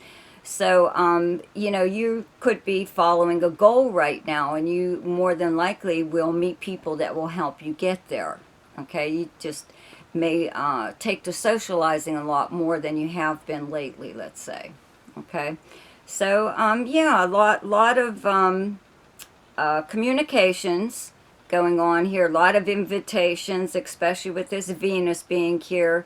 And if you haven't received any kind of, let's say, birthday gift, you know, up until like that point, when Mercury moves into Libra on the 18th, and your second house of resources, okay, and earned income, I'd have to say that, you know, at least one, you should receive at least one really nice gift. And I think it's a birthday gift. It could be a just because, but more than likely it's because it's your birthday, right? And up until the point when Venus moves into your sign on the 19th, it's still in Leo in your 12th house, okay? 12th house of hidden things, behind the scenes, okay? Secrets and confidences. So this is sometimes when Venus is here, it brings about possibly like a secret admirer. Either you are the secret admirer or you actually have one, okay? Or you are possibly seeing someone behind the scenes, and maybe you're not ready to spring it on everyone just yet, but when Venus leaves this 12th house and moves into your first house, this person will be obviously around you, you know, a lot more, so people are going to ask questions, right? So could bring about a really, really nice relationship. And that while Venus, though, is in your 12th house, somebody could be planning some kind of really nice surprise for you for your birthday, okay?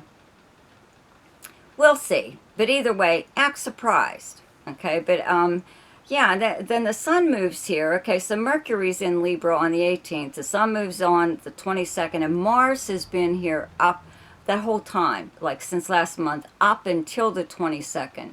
So you've been energized into like going after money that is yours, that belongs to you, or just like, excuse me, creating some kind of new side venture, a new source of income on top of what you already are doing.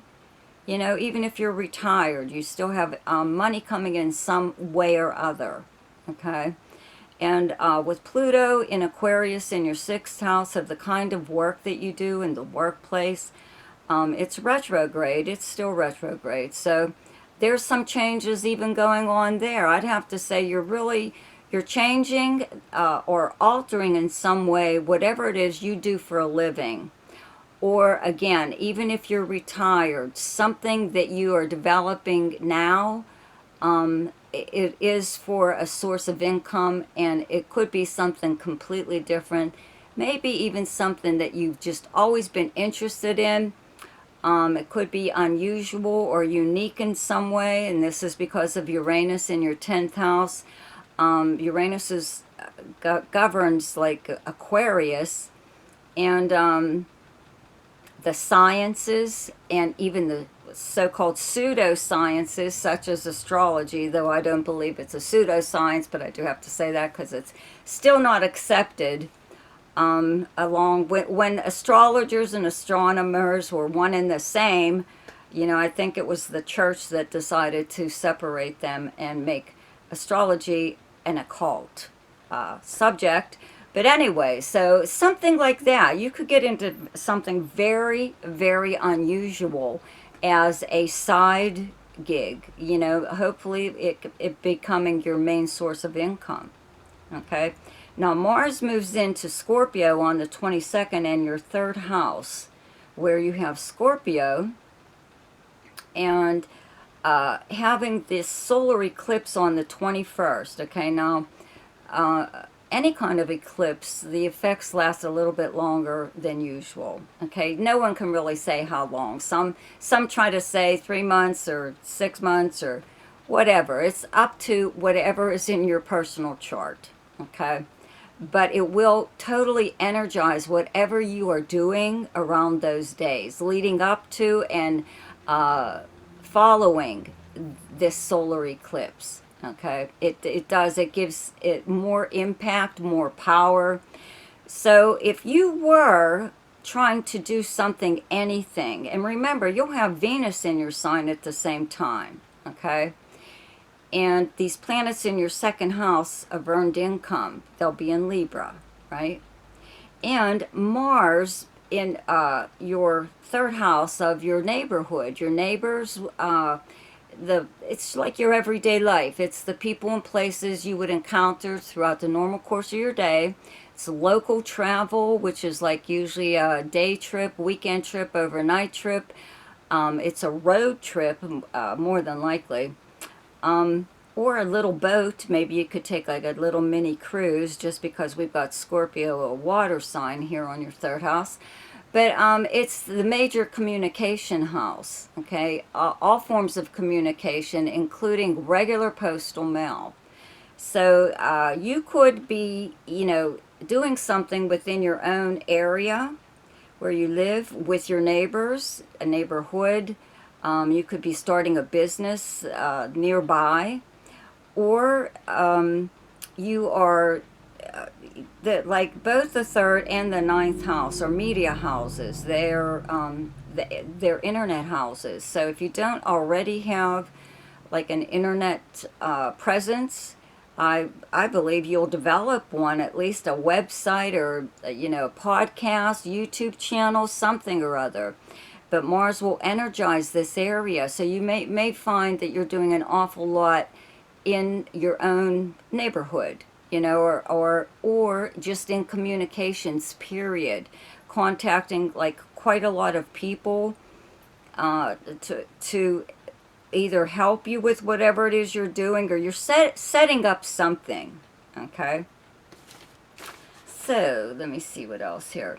Okay, well, let's touch on the full moon lunar eclipse in Pisces on the 7th. Okay, it is in your 7th house, where I started off this video talking about your close relationships. So I would have to say that would be the time that you really, recognize anything it is about your close relationships that maybe you would like to change or keep, or are thankful for, or whatever. Okay, but full moons do exist to get problems out of your life. It brings them to the surface where they have to be dealt with. Then you don't ever have to worry about them again, right? So that would be the time to say something to whomever in one of your close relationships, if that's necessary.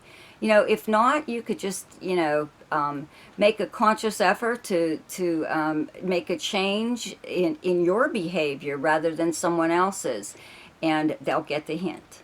Okay? So the best time to do something each month is when the moon is in your own sign, and the moon is in Virgo on the 19th, 20th, and 21st. The best time to lay low is when the moon is in Pisces, and those dates are the 6th, 7th, and 8th. The best time for romance, recreation, creativity, fun, gambling, or speculation, and anything to do with children is the 2nd, 3rd, 4th, 15th, 16th, 29th, and 30th. The best time for money is the 8th, 9th, 10th, 21st, 22nd, and 23rd. The best time for your career is the 12th, 13th, and 14th. And the best time for communication and travel is the 10th, 11th, 12th, 24th, 25th, and 26th. So I hope you enjoyed your forecast for September. Have a wonderful birthday. See ya. Happy birthday, Libra, to those of you born at the end of this month. Okay, you should be pretty energized. You have Mars in your sign still up until the 22nd, so since last month. Okay, when Mars is in your own sign, it makes you, it gives you an awful lot of energy to go after things that are personally important to you. Okay, it's called the ego planet. It's the me planet. Okay, it's your time to try to, at least, change whatever is not going the way you would like it to within your life. Okay, it's a very physical planet though too, so you may notice that you have a little bit more energy to do stuff. And if you don't work out at all, or exercise, or do whatever, something physical, you may find that you actually have been doing stuff like that because it helps you to get rid of some of this energy, right? So, so Mars is still in your sign up until the 22nd, which is like most of the month pretty much, right? But, let's see. Okay, Mercury starts off in Virgo on the 2nd, okay, and your 12th house. So that's where the sun is also up until the 22nd, until it moves into Libra. And Mercury is moving kind of fast, and it will move into Libra on the 18th. So you'll have the Sun and Mercury both in your first house. And that is actually when Mars will be leaving on the 22nd. Okay, the day that the Sun moves into Libra, Mars leaves Libra and moves into Scorpio, into your second house of earned income and possessions, okay? So you're still like really, really active, just in a different sense. Okay, so I do have to mention there is a, let's see here. Well, first of all, there's a full moon, okay, a full moon lunar eclipse on the 7th in Pisces in your 6th house, okay? It's directly across from your 12th house of Virgo, where planets are like at the beginning of the month, pretty much, okay? So in the 12th house is behind the scenes activities by you or someone else, secrets and confidences, dreams, your subconscious mind. It's the house of charity, the house of confinement, possibly confined to, let's say, like your home, personal home, maybe not you, but you may know someone that is hospitalized or even imprisoned, like in an actual prison. Okay, so you might have contact with someone at this time. And a lot of times, you know, it could even be a relative where you need to help them in some way or other, okay? At the same time, in your 6th house, which is directly across from your 12th, right, where you have the sign of Pisces, the planet Saturn turns retrograde on the 1st, and it does fall back into Pisces, okay? It had moved into Aries for a little while. It will move into Aries fully the beginning of next year, but for now it's back in your 6th house of the kind of work that you do, the workplace, your co-workers, your work schedule, your house of health, and your house of service to others. Okay, so you may be helping someone as far as, let's say, like I said, possibly someone maybe that can't get out and run errands for themselves. Maybe they are in a nursing home, or they're confined to their own home, or you're helping them in some way or other, okay? So that will actually leave. That aspect will be gone when Saturn leaves Pisces. So it could be something that you've been doing for the past so many years even. So a lot of times that's because of a spouse or a relative or someone that you're really close with enough to be helping them on that level, right? Okay, so around this full moon, there could be something, the full moon lunar eclipse on the 7th, okay? There could be something happening at work, possibly. It could be something with the company you work for, a co-worker. Somebody could be like getting fired or just quitting, or just changes there, you know. Could be changes that they're making, companies making, let's say, for policies. Maybe it's something that will start at the beginning of next year, maybe not right now. Schedule changes, like your work schedule changing, or even assignments, or whatever it is that you do. Okay, also, if you were having any health problems, because this is the last time Saturn will be in Pisces for a while, okay? I believe it takes like every 28 years to go through the whole zodiac. So if you were having any health problems, hopefully they'll be resolved by now. You know, Neptune will be moving back here, so you still have those two planets together in Pisces to deal with just for a few months before they move into Aries. Okay, so just one last time. You are able to, when planets are retrograde, it helps you to review, okay, the progress that you've made up until this point, and any changes that you would like to make. You're allowed to change your mind, okay? So maybe that's what this is going to do, this retrograde period, and especially around this lunar eclipse, right? An eclipse, the effects last for longer than usual. I don't like to say or predict how long, because it depends on your personal chart. So let's just keep in mind that whatever happens around that time, a few days before, a few days after, the effects will last a longer than usual. Okay, so, you know, there could be, like, again, something going on at work, or there could be something going on with maybe somebody that you help, somebody that you've been helping, you know, a lot of times full moons, you just like have to drop whatever you're doing and take care of it. So it could be something like that, you know, that something far more important than like work. You may have to leave work on, you know, around that full moon to take care of something, that's all. You know, and it could be someone who may possibly be in a hospital or confined to their home, whatever. Okay, now there is a new moon, partial solar eclipse in Virgo in your 12th house, directly across from your 6th house, okay? And that is happening behind the scenes, right? So it's pretty powerful. The effects, again, will last for a longer period of time. And to me it looks like, because Jupiter is in Cancer right now until next summer, and where you have Cancer in your chart is your 10th house of your career.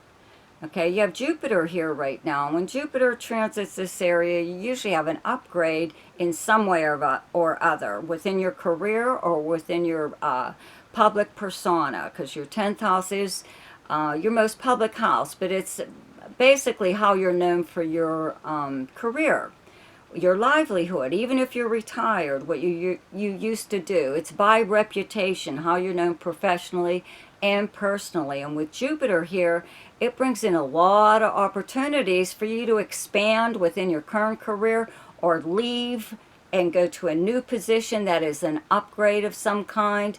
You may be receiving a lot of attention or even an award of some kind. You are rubbing elbows with higher ups or people who could even be like famous or semi-famous or just popular, within your own area, something like that. But you have a lot of stuff, it seems, that's going on within your career or your job. And when when the solar eclipse comes around on the 21st, you may get it like a new job, but of course you're not going to blast it to everyone if you haven't even put in notice yet, or who cares? Maybe, maybe you did, or maybe it's not something you have to keep secret, or, you could hear about a job maybe that you've inquired about, or a position or something or other, okay? So, yeah, secrets and confidences in the 12th house that are happening at the beginning of the month, okay? Then when the planets move into your first house of personality and self, okay, especially when the sun moves here, you've got Mars here up until like the 22nd anyway, so you're already like on the map, more or less, Mars does bring out the aggressive side of you, so I think I mentioned in one of the shorts that I did that people may be viewing you as aggressive, but that's aggressive for you, okay? You're more passive aggressive than anything. But, it makes you go after what's important to you, and that's what you are doing right now. So, if someone gives you a job offer, or if you see an opening somewhere, I'm pretty sure you're going to take it, right? So when Mercury enters your sign on the 18th, okay, and then the sun's here on the 22nd, you're the center of attention, more or less. You're there already anyways because of this Jupiter in your 10th house, okay? That'll be there till next summer, so get used to having an awful lot of attention, and it's good attention. And it's like totally out of the blue. A lot of things could be coming to you, and you could be very, very surprised, okay? I think I even mentioned this in one of the shorts too, okay? The planet Uranus is in Gemini, in your 9th house, okay, of long distance travel and communications, foreign anything, foreign people, countries, languages, media and publishing, legal matters. It's the house of adventure, many, many things, okay. Right now it's retrograde from the 6th on, and it will fall back into Taurus, okay, to finish up its transit there, then fully moves into Gemini at the beginning of next year, okay. Pluto is in Aquarius, in your 5th house of creativity and fun and gambling, romance, all forms of entertainment, games and sports, and anything to do with children, okay?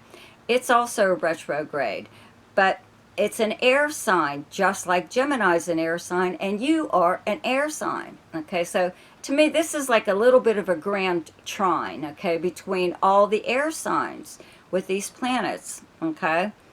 So they're very, very helpful for you. Both, even when planets leave Libra,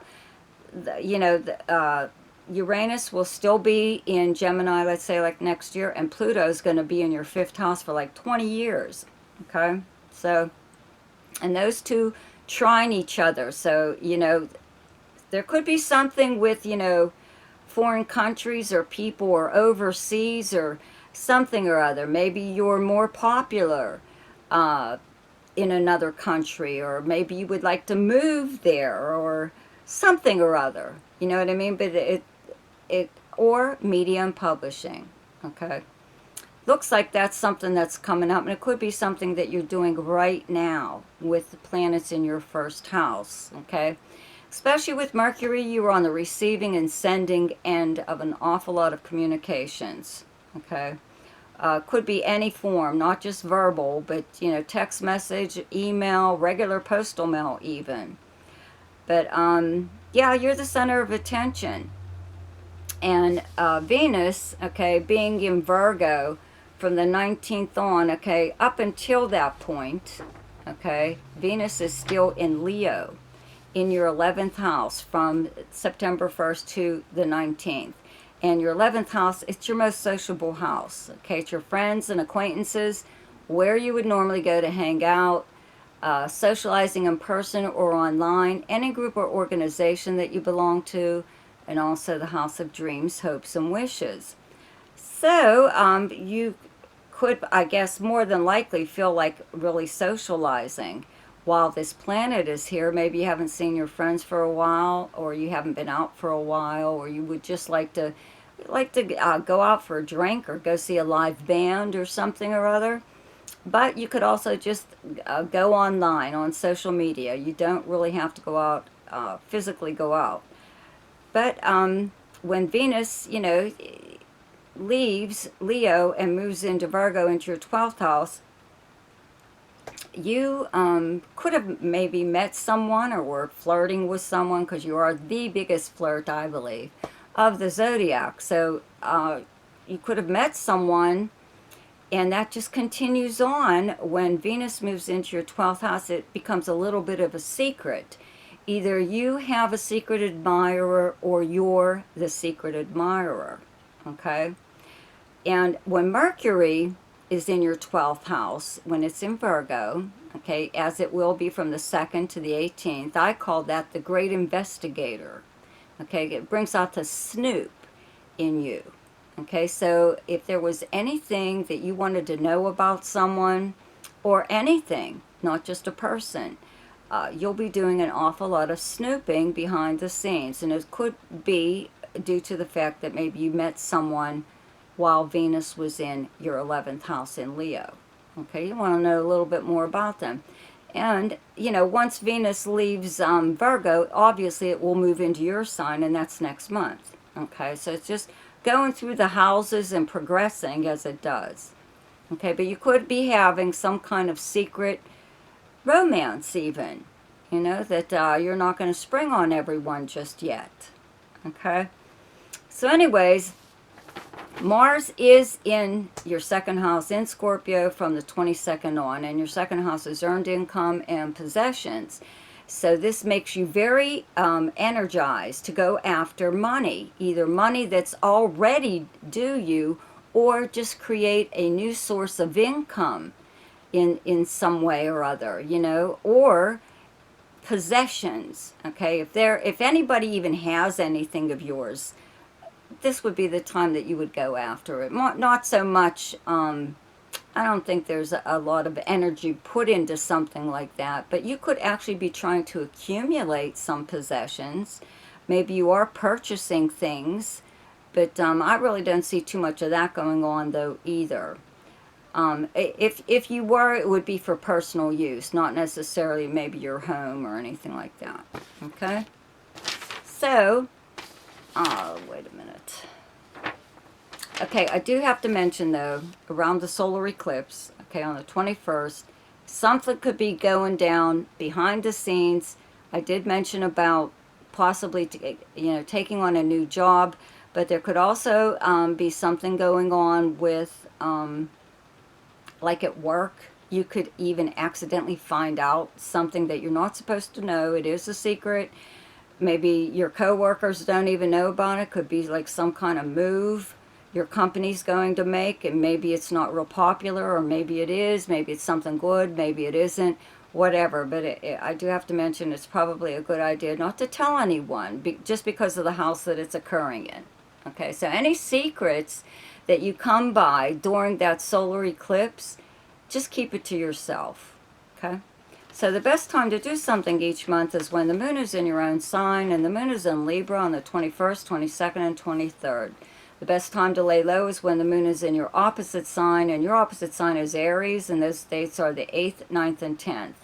The best time for romance, recreation, creativity, fun, gambling, and speculation, and anything to do with children is the 4th, 5th, 6th, 17th, 18th, and 19th. The best time for money is the 10th, 11th, 12th, 24th, 25th, and 26th. The best time for your career is the 15th and 16th, and the best time for communication and travel is the 1st, 12th, 13th, 14th, 26th, 27th, and 28th. So I hope you enjoyed your forecast for September. Happy birthday! See ya! Hi, Scorpio. So the big news for you this month, I feel, is Mars is moving into your sign on the 22nd, but we'll get to that in a minute, okay? First of all, the eclipses, okay? There's a full moon lunar eclipse in Pisces in your 5th house of romance and creativity and fun, gambling and speculation, any form of entertainment, game and sport, and anything to do with children. Okay, Saturn has retrograded on the 1st. On September 1st, it fell back into Pisces. So now you have Saturn here again.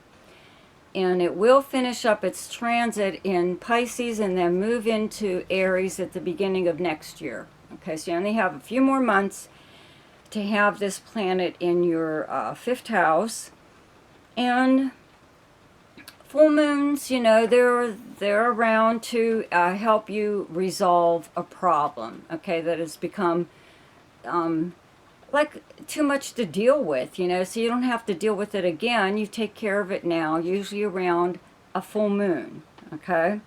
So this could be anything, like it could be maybe something to do with a romantic partner, a creative project, or a child, something or other, okay? But whatever, I don't think it's too big of a deal. This house is like a house of, like, fun, you know? So, you know, I don't think it's anything, like, really major, okay? Now, there's also a new moon partial solar eclipse in Virgo in your 11th house, okay? It's directly across from your 5th house, your 11th house being the house of sociability.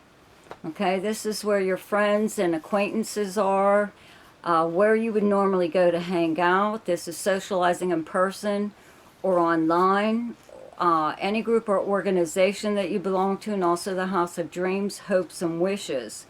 So the sun is here up until the 22nd, and then Mercury moves here on the 2nd, and it's moving very fast, moves into Libra on the 18th, so it's only in Virgo from the 2nd till the 18th. Then Venus moves here on the 19th and is here until like into October.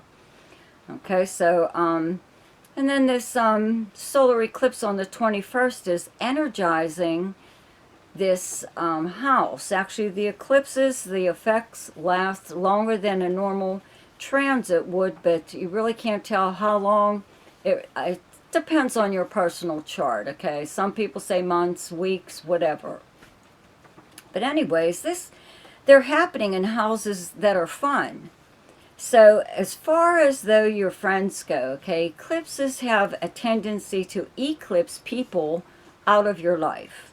So there could be someone that within your friend group or that belongs to the same organization that you do that could be leaving for some reason or other. They could be moving away, you know, whatever reason they're not there, okay? Maybe they don't want to hang out with you guys anymore. I don't know. But this also, the house of dreams, hopes, and wishes, having an eclipse in it, kind of means that you really should, you know, go after your goals. This is a goal-oriented house. And with Mars moving into your sign on the 22nd, that's exactly what you would be doing anyway. Okay, Mars energizes you. It's also your ruling planet. Okay, so the eclipse is the day before. So I'd have to say that, you know, if you have some kind of major goal or dream or whatever that you've been trying to obtain for, it doesn't even matter for how long, this would be the time to, you know, don't give up on it, or if you did, take it back up again. You know, bring that cause back up again.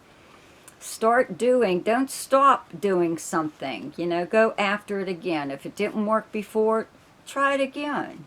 Okay?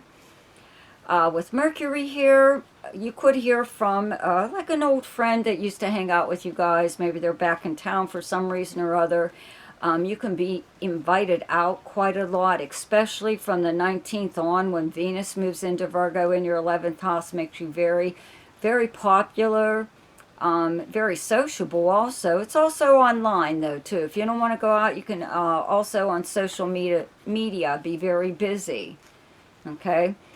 And you could even meet someone. It doesn't have to be in person, though it would kind of be, you know, kind of be nice if you were out somewhere socializing around that solar eclipse, because there could be a person coming into your life that could be pretty important, you know, that is there to help you to obtain that goal or that dream or something or other. Okay, I would also play the lottery or enter contests because of the full moon in the house of gambling.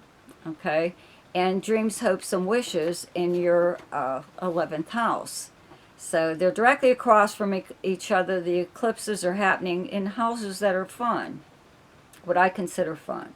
Okay, so then the Sun moves into Libra on the 22nd, and Mercury moves into Libra on the 18th. Okay, and Mars has been in Libra since last month and stays here until the 22nd. Then it moves into your first house. Okay, now 12th house is behind the scenes activities by you or someone else, secrets and confidences. It's the subconscious mind, your dreams. It's the house of charity, the house of confinement. You may know someone who is confined to their home, a personal care home, or their own home, or even in prison, that maybe you are helping in some way or other. If you've ever listened to any of my videos, you'll know that I always say when Mars is in your 12th house, that you know, this behind the scenes activities by you or someone else, it does mean someone else also. Okay, could be acting against you, undermining you behind your back. And usually what that is a friend or acquaintance that they're jealous of you for some reason or other. It could even be someone in an organization for the same reason. And you're more than likely already aware of them anyway, so it's no big secret. But this is the time where they would really pick up steam, you know, in whatever sabotage they were creating or going to do. You know, this is when they get a little bit more active. So just keep that in mind, okay? So Mars does move into your first house on the 22nd. And Mars is the ego planet. It's the me planet. It's a time when you get, first of all, you're very energetic, even physically, but you're goal-oriented when it comes to what you want, okay? Whatever is not working in your life at this time is what you're going to set out to change, okay? And even if that means going against other people or even getting rid of people, okay? Like I said, Mars is at home in Scorpio. It's that and Pluto are your ruling planets. So it does really well here. So I really don't see any problems, you know, because, you know, you're just being yourself. So nobody, I don't think, will see any difference. But you could be making moves, you know, especially while planets are in Libra in your 12th house. It's behind the scenes. So you are preparing possibly something, you know, even before Mars moves into your sign, that you're not really telling anyone about. It's none of their business anyways, unless you want it to be. You know, possibly when Mars does move into your sign, you will spring it on everyone. You know, if it's, you know, something like even a project or something that you've been working on. It could be something even like regarding your home, where you have Pluto in Aquarius right now. It's retrograde. Pluto's going to be here for a long time, so it's going to make some kind of changes within your home, your family, where you live. You know, fourth house is also your past, all kinds of things. So, you know, you could be maybe even looking for another place. You know, not that there's an indication of you moving, but you know, you have to just keep in mind you are planning something or doing something behind the scenes that is no one's business right now. Okay. Now Jupiter is in fellow water sign Cancer in your ninth house. Okay. So it creates a trine to whatever planets, very nice aspect in astrology, okay, to whatever planets you have in Scorpio. And that's what's going on here, where Jupiter and Mars will be in trine position anyway.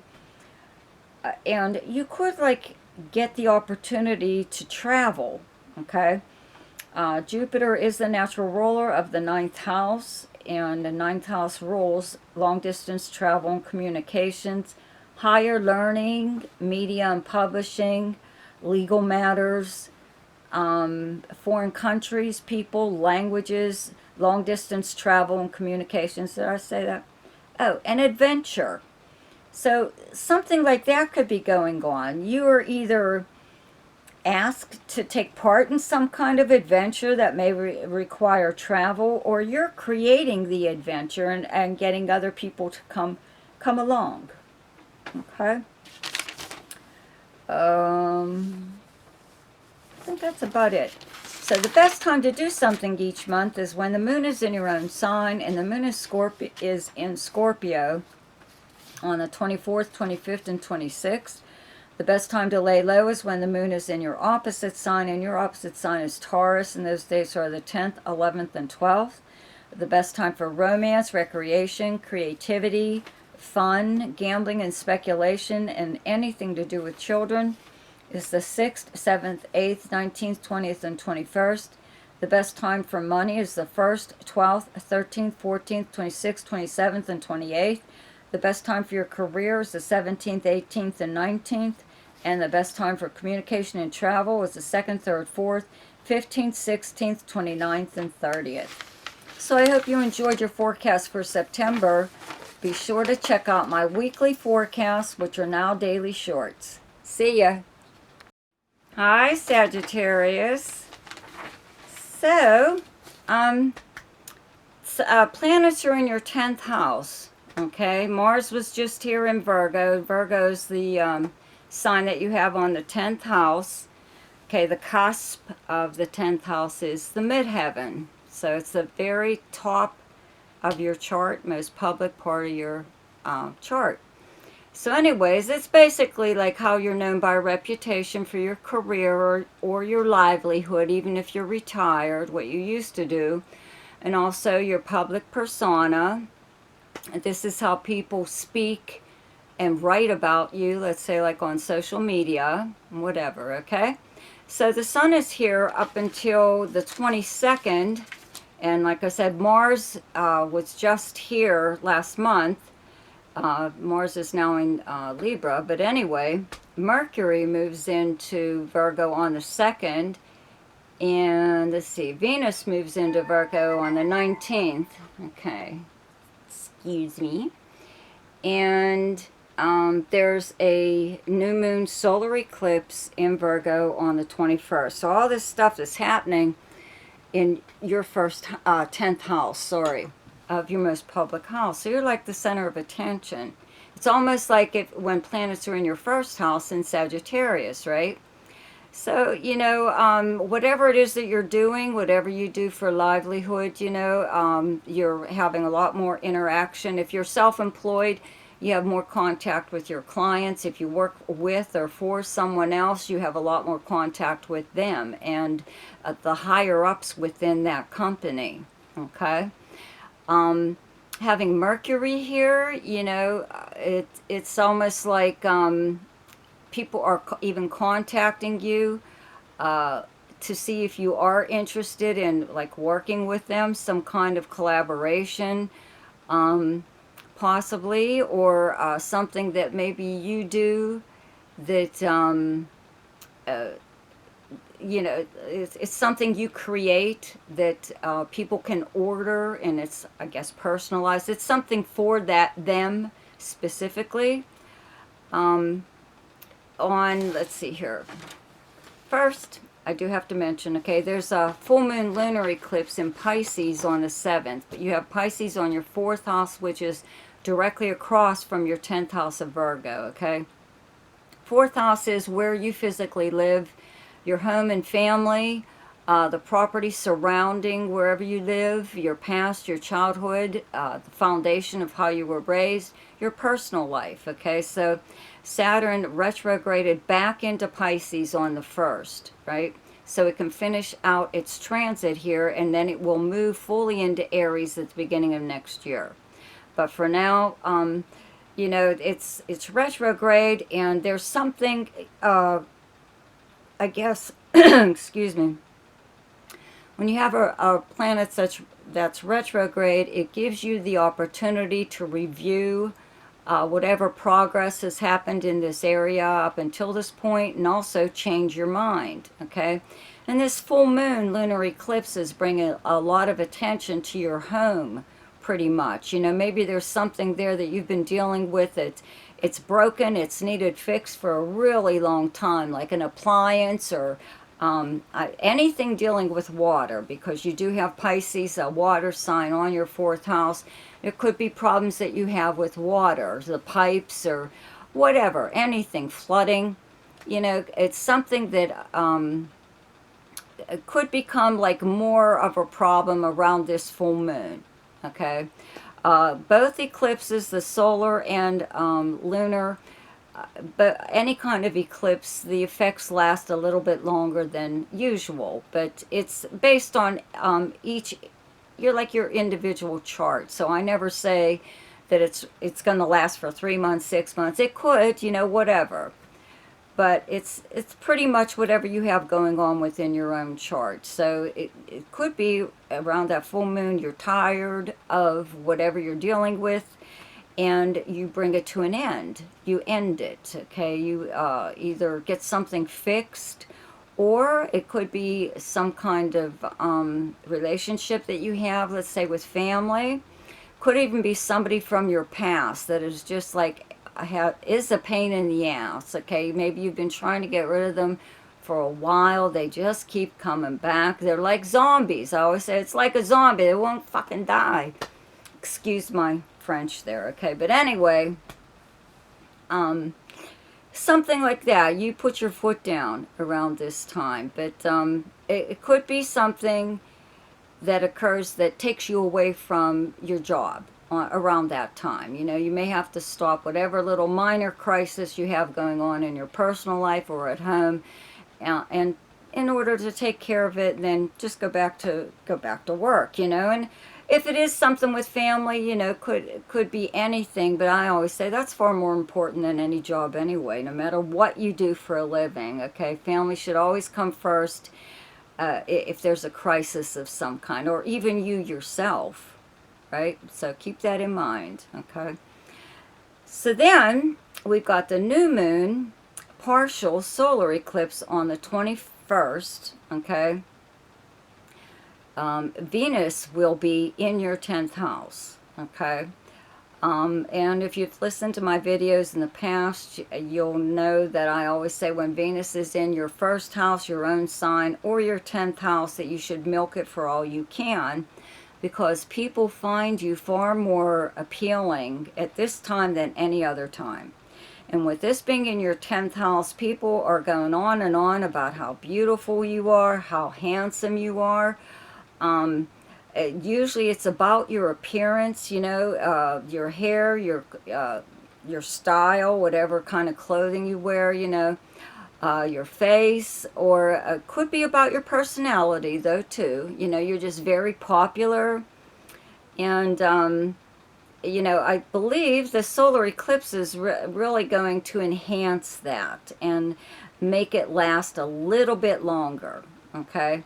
Because, again, the eclipse is on the 21st, so leading up to that or even a few days after that, you may start to feel the effects.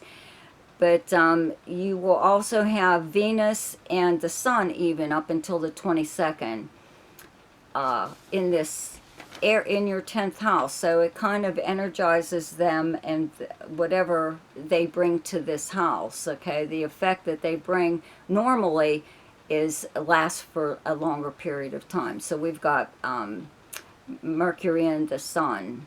I'm sorry, Mercury and Venus. The Sun and Venus. Sorry about that. I'm looking at too many things here, okay? So the Sun and Venus really energizes this area for an extended period of time. So don't be surprised if you're a lot more popular than you've been lately. Also, I do have to mention that the planet Uranus does turn retrograde on the 6th. It's in Gemini in your 7th house of close relationships and partnerships, business arrangements and agreements, or any kind of arrangement or agreement. It's also the house of open enemies and competition, contracts of any kind, you know. Uranus will fall back into Taurus and your 6th house for a little while. Then it will fully move into Gemini at the beginning of the year. Gemini is your opposite sign. Okay, so this 7th house is directly across from your 1st house. There's something going on possibly within your close relationships. You could have someone really trying to pin you down, trying to get you to commit to something. It could be business related though too, especially this month with all these planets in Virgo in your 10th house.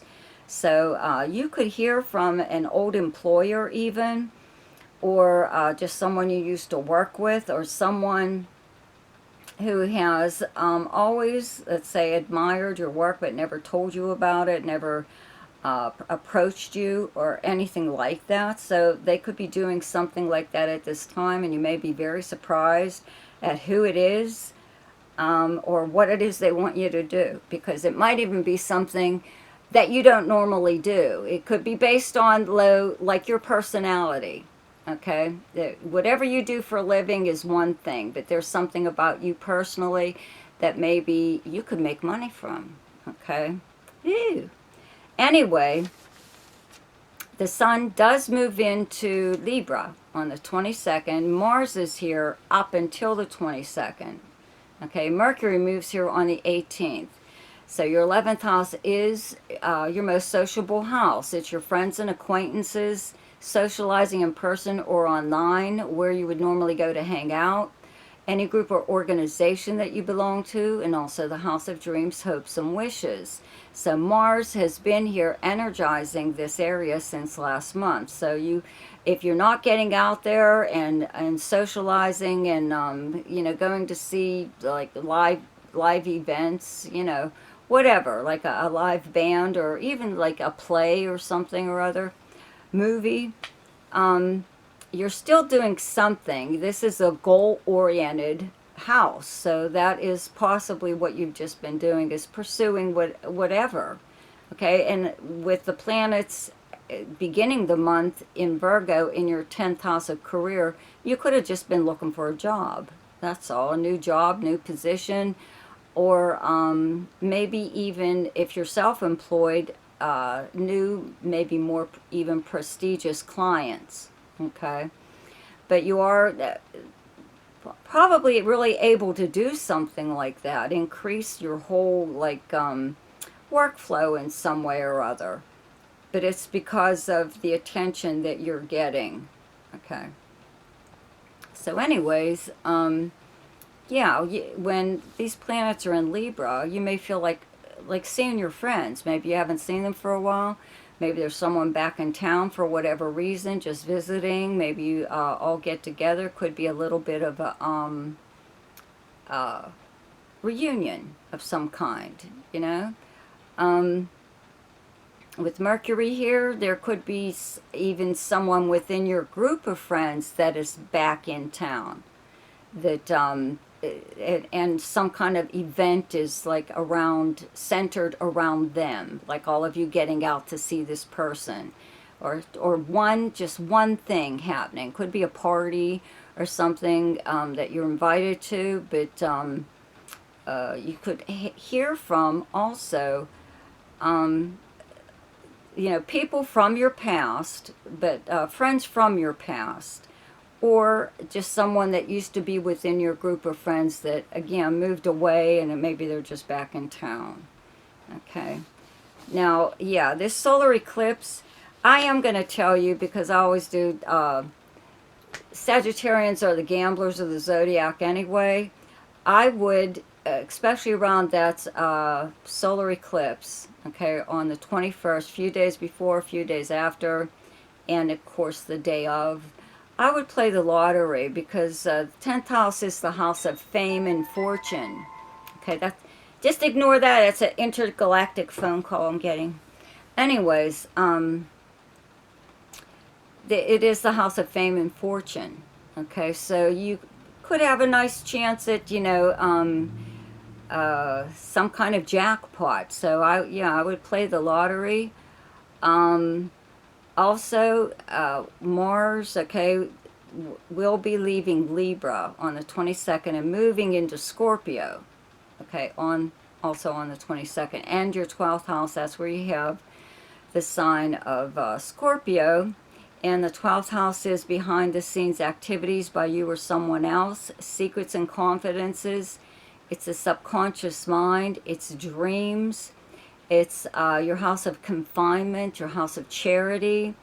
It's possibly helping someone who is confined to their home or a hospital or a nursing home or even a prison, something like that. But I do have to mention, when Mars is in the 12th house, and this is also in a natal chart, if you have Mars in your 12th house, natal, okay, even when it's transiting also, like it is now, you know, you have to be careful of someone else behind the scenes, acting behind the scenes against you, undermining you, someone within usually your group of friends, okay, but you're probably aware of who this is anyway, and so they may just like try to step up their activity in that area. I wouldn't worry about it too much, but you know, there's always people that are going to try to like sabotage you in some way. They don't want you to get ahead. And you know, like I said, I'm pretty sure you already know who this is, so you take care of it the way you always would normally do anyway, right? So, but there is also plans that maybe you are making. It is, I think, a good idea to keep them secret, or anything that you have going on in your life that it's an ongoing thing, possibly. You know, something that is progressing very nicely, actually, too. I do have to mention, with Jupiter in Cancer in your 8th house of other people's money and resources, that could be a big factor right now. Is it's also the house of passive money coming to you through means other than earning it, which is why I will tell you again to play the lottery like you always normally would anyway, but there are times when it's even more effective, okay? So it's a money house, the 8th house, and other people's resources, though, are possibly sometimes even the person themselves. Okay, so there could even be someone, maybe that, you know, coming into your life that is going to help you in some way or other. Could be personally, could be financially, it could be having something to do with your career, whatever. Okay, so the best time to do something each month is when the moon is in your own sign, and the moon is in Sagittarius on the 1st, 26th, 27th, and 28th. The best time to lay low is when the moon is in your opposite sign, and your opposite sign is Gemini, and those dates are the 12th, 13th, and 14th. The best time for romance, recreation, creativity, fun, gambling, or speculation, and anything to do with children is the 8th, 9th, 10th, 21st, 22nd, and 23rd. The best time for money is the 2nd, 3rd, 4th, 15th, 16th, 29th, and 30th. The best time for your career is the 19th, 20th, and 21st. And the best time for communication and travel is the 4th, 5th, 6th, 17th, 18th, and 19th. So I hope you enjoyed your forecast for September. Don't forget to check out my weekly forecasts, which are now daily shorts. See ya. Hi, Capricorn. So this month, planets are in fellow Earth sign, Virgo, in your ninth house. That's where you have Virgo in your chart. Ninth house being long distance communications and travel, the house of adventure, higher learning, media and publishing, legal matters, foreign countries, people, languages, many, many things, okay? The sun is here up until the 22nd, and Mercury moves here on the 2nd and zips right through Virgo into Libra on the 18th and your 10th house. But Venus moves into Virgo on the 19th and is there until October. And there is a new moon partial solar eclipse on the 21st, all happening in your ninth house, okay? Also, there is a full moon lunar eclipse in Pisces in your third house, directly across from your ninth house. Okay, third and ninth are excuse me, communication and travel houses, but third house is local travel.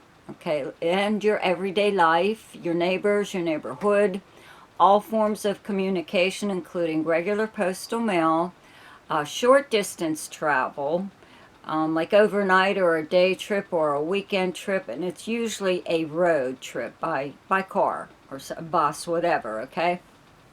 And the lunar eclipse, your third house right now, Saturn has retrograded back into Pisces on the 1st, on September 1st, so it can finish up its transit in Pisces and then fully move into Aries at the beginning of next year, okay?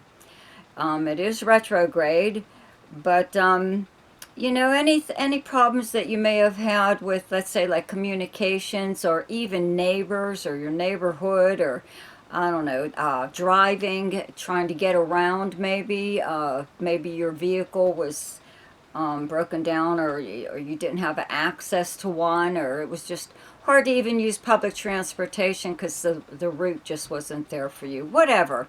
A lot of this is going away, but this full moon lunar eclipse, full moon exists to bring a problem to the surface so you can deal with it and then do away with it. So there could be something maybe that you need to get off your chest, this being the communication house out of the two, okay?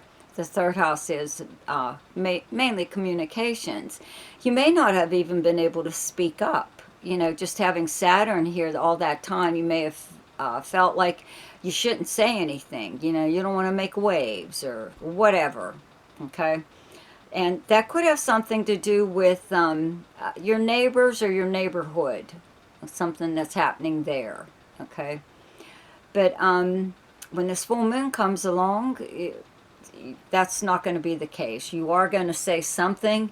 You may actually get some kind of communication, could even be through the regular postal mail, but it would be like the last straw or something, or you're just tired of hearing about it, or maybe it doesn't even pertain to you, it doesn't have anything to do with you, but somebody keeps trying to drag you in. Okay, so around this full moon, with eclipses, you know, the effect of an eclipse lasts longer than like a normal aspect would. There's no telling how long. Some people say 3 months, 6 months. I don't say either or because it's based on your personal chart, you know, so you really don't know. But the few days before, the days of, and the days after. A few days after an eclipse is usually like when it's in effect, and sometimes you can even feel it beginning before it's even actually there, okay? So I believe you'll be taking care of whatever at this time, you know, something kind of communication that is hard to believe, or it just sounds very, yeah, far-fetched, or could come from even a neighbor, you know, or just someone that you talk to. And, you know, that'll be it for you. You're like, nah, you're gonna call this person out or do whatever is necessary, okay? Now, the solar eclipse on the 21st, occurring in your ninth house, could, be the start of something, just due to the fact that it's a new moon, and it will last longer because it's a solar eclipse. So this is the big long distance travel house, so you may actually be doing something at that time. You may even be traveling, and if you are in the middle of traveling, while, like, the sun and Venus will still be in Virgo when the eclipse occurs. Okay, the sun only there a day later, like till the 22nd, and the eclipse is on the 21st. Okay, so you have two really nice planets being eclipsed at the same time. So you could even just get some kind of invitation to come and visit somebody, come and, stay with them. It doesn't have to be romantic or anything. It's just it's a friend, but they could also be like inviting you on some kind of adventure that turns into a life of its own, or something or other. Something that I think really piques your interest, even if you don't go anywhere. There is something at this time that, this is the house of higher learning, but it's any kind of learning. You may come across something that just totally amazes you, and just take that up as like an interest, but it could actually evolve into something more, okay? Meaning you may learn more about it, or you may even end up writing about it or teaching about it, okay? So, but don't be surprised also if you just hear from somebody randomly out of the blue that lives at a distance, possibly even in another country. Okay, and this can even happen like on social media. Both of these houses, ninth and third, are internet houses. Okay, so if you're online, that could be how your contact is with people from different countries, or people with different backgrounds than yours, okay? But it actually looks like really, really nice. With Mercury here, though, from the 2nd to the 18th, it's moving kind of fast through Virgo, and it is the natural ruler of Virgo, so it does well when it's there, okay? So if you have even been working on, like, let's say your own website or podcast or YouTube channel, it could really get a lot of attention during this solar eclipse. Okay, it could bring a lot of traffic to your website or whatever presence you have online. So just keep that in mind. If you're waiting to publish something or present something to the world, I would probably do it around then. Okay, it will have quite an impact on a lot of people, actually. Okay, and I do have to mention, before Venus moves into Virgo, it is still in Leo up until the 19th, in your 8th house of other people's money and resources. Passive money coming to you through means other than earning it, such as a legal settlement, insurance payout, refund of some kind, increase in a loan or something from the bank, some kind of financial institution issuing you a check for whatever reason. Also maybe extra credit on a credit card, an increase in your credit line, something or other. Or somebody could just actually gift you with whatever, it could come from currently the planet Uranus in Gemini is in your 6th house of the workplace and the kind of work that you do. It does turn retrograde on the 6th and will fall back into Taurus to finish its transit there, and then fully move into Gemini at the beginning of next year. Okay, but for now, just temporarily, few months, it has been in your 6th house of the kind of work that you do. So you could have really taken up something new, also for the fact that you have Pluto in Aquarius. It's also retrograde in your 2nd house of earned income. Okay, and these are all air signs. These Gemini and Aquarius, okay, are air signs. Also, planets moving into Libra. Libra's the other air sign, right?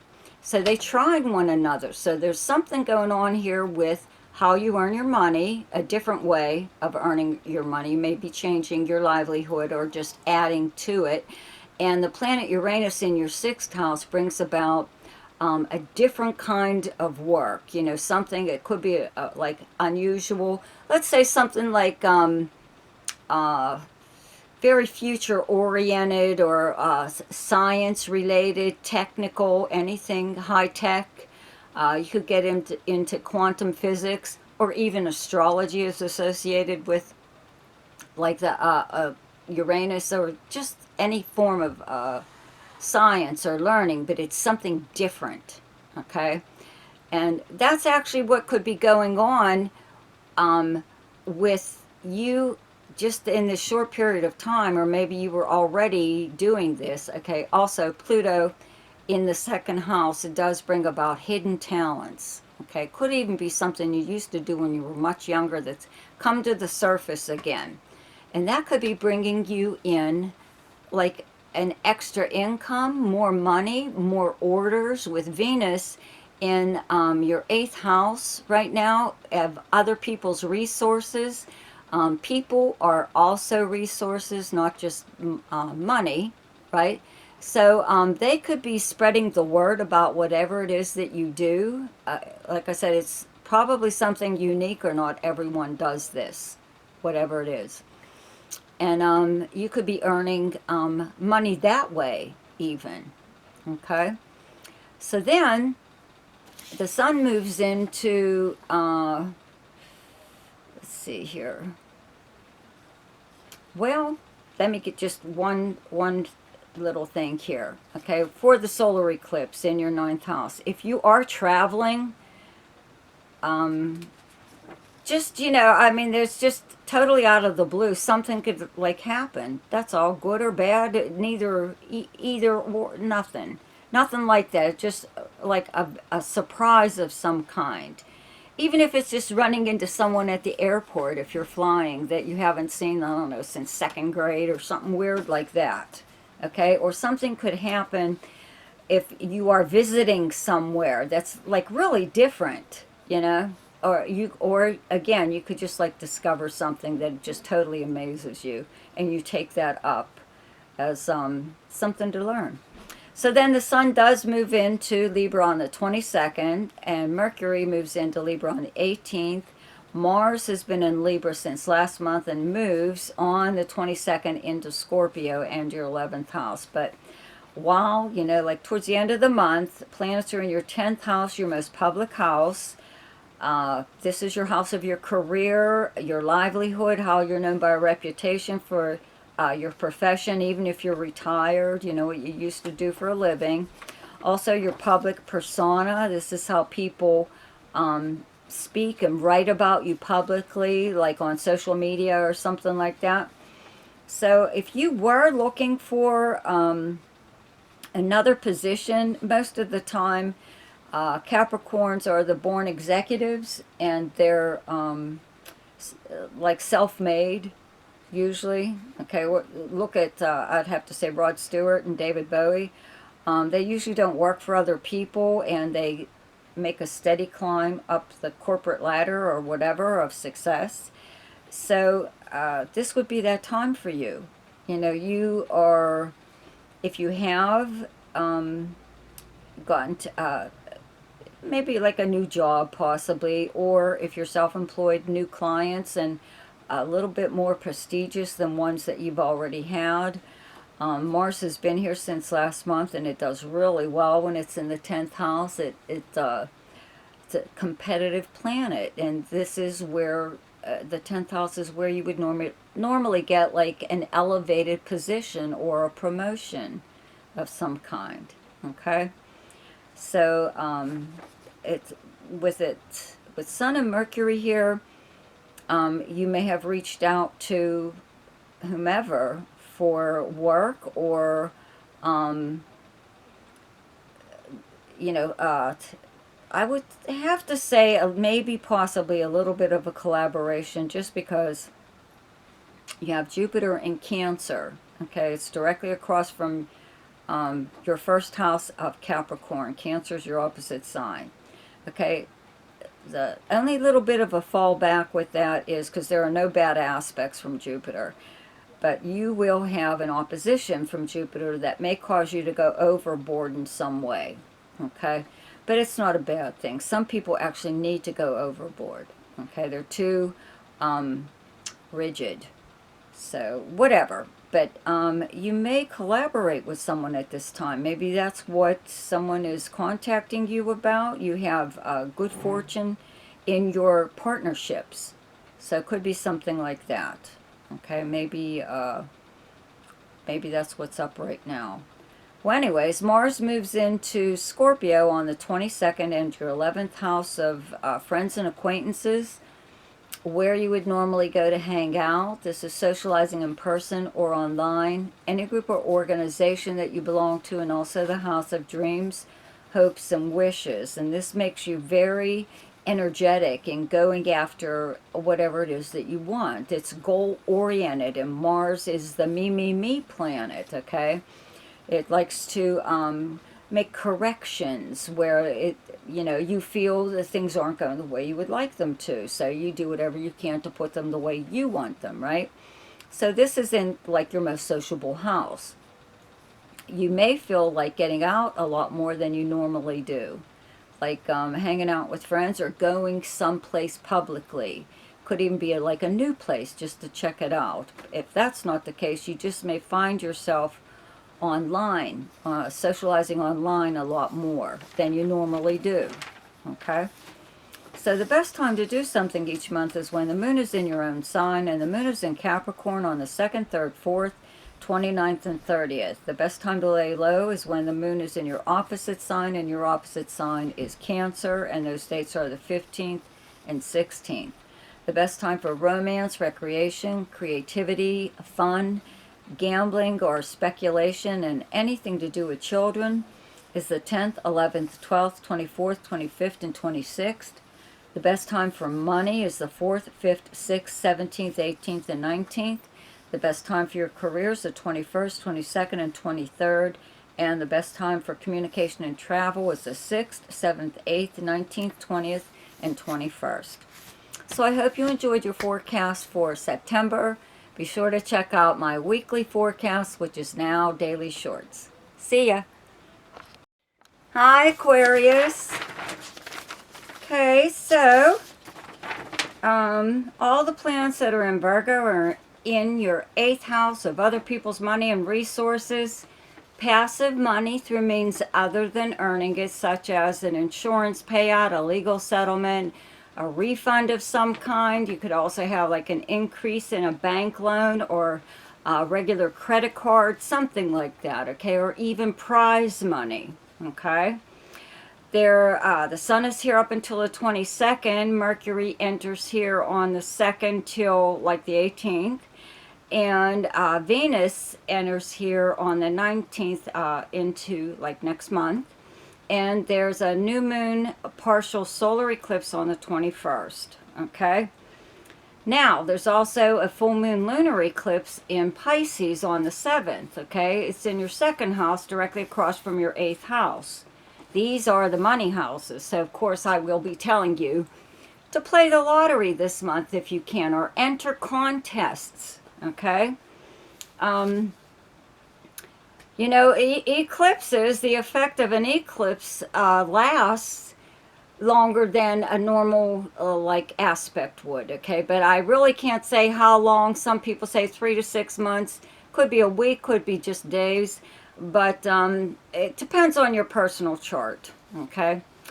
But the few days before, during, and after an eclipse are pretty important. A lot of times you can feel it coming on. So it doesn't have to be on that exact day, okay? But the first one, the full moon, on the 7th in Pisces in your 2nd house of earned income and possessions, Saturn just moved back into this house on the 1st. It retrograded back into Pisces so it can finish its transit there. Then it will fully move into Aries at the beginning of next year.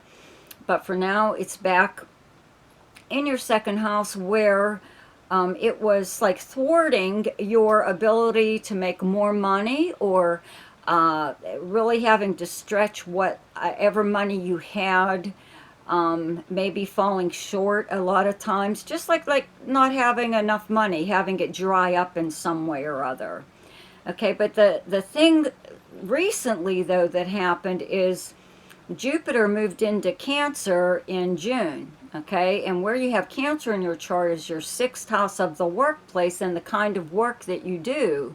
Okay, so Jupiter here, a lot of times, if you work for someone else, it does bring someone into the company you work for that's very beneficial to you in some way. A lot of times you befriend this person, and your friends outside of work, not just in the workplace. It also brings about usually good health, possible weight gain, and its sixth house is also the house of service to others. Okay. So Jupiter could have opened up, let's say, like another position, possibly within the company you're already working for, or if you're self-employed, you gained more clients, or even if you're just retired, there was still something that possibly is coming in. You may be like just helping someone out and they're paying you for doing that, whatever, okay? But Saturn will only be in your second house for just a few more months, and you won't have to deal with it after that. Now, around this lunar eclipse on the 7th, there could be something going on with money that you have to speak up about. That's what a full moon does. It does bring up problems to the surface so you can deal with it, and then you never have to bother with it again. It's like ending something that's been ongoing and you're tired of it, right? So this could be something with a financial institution like a bank or a credit card company, or a bill that somebody keeps sending you that either isn't yours or it's incorrect. You know, your bank statements are screwed up, your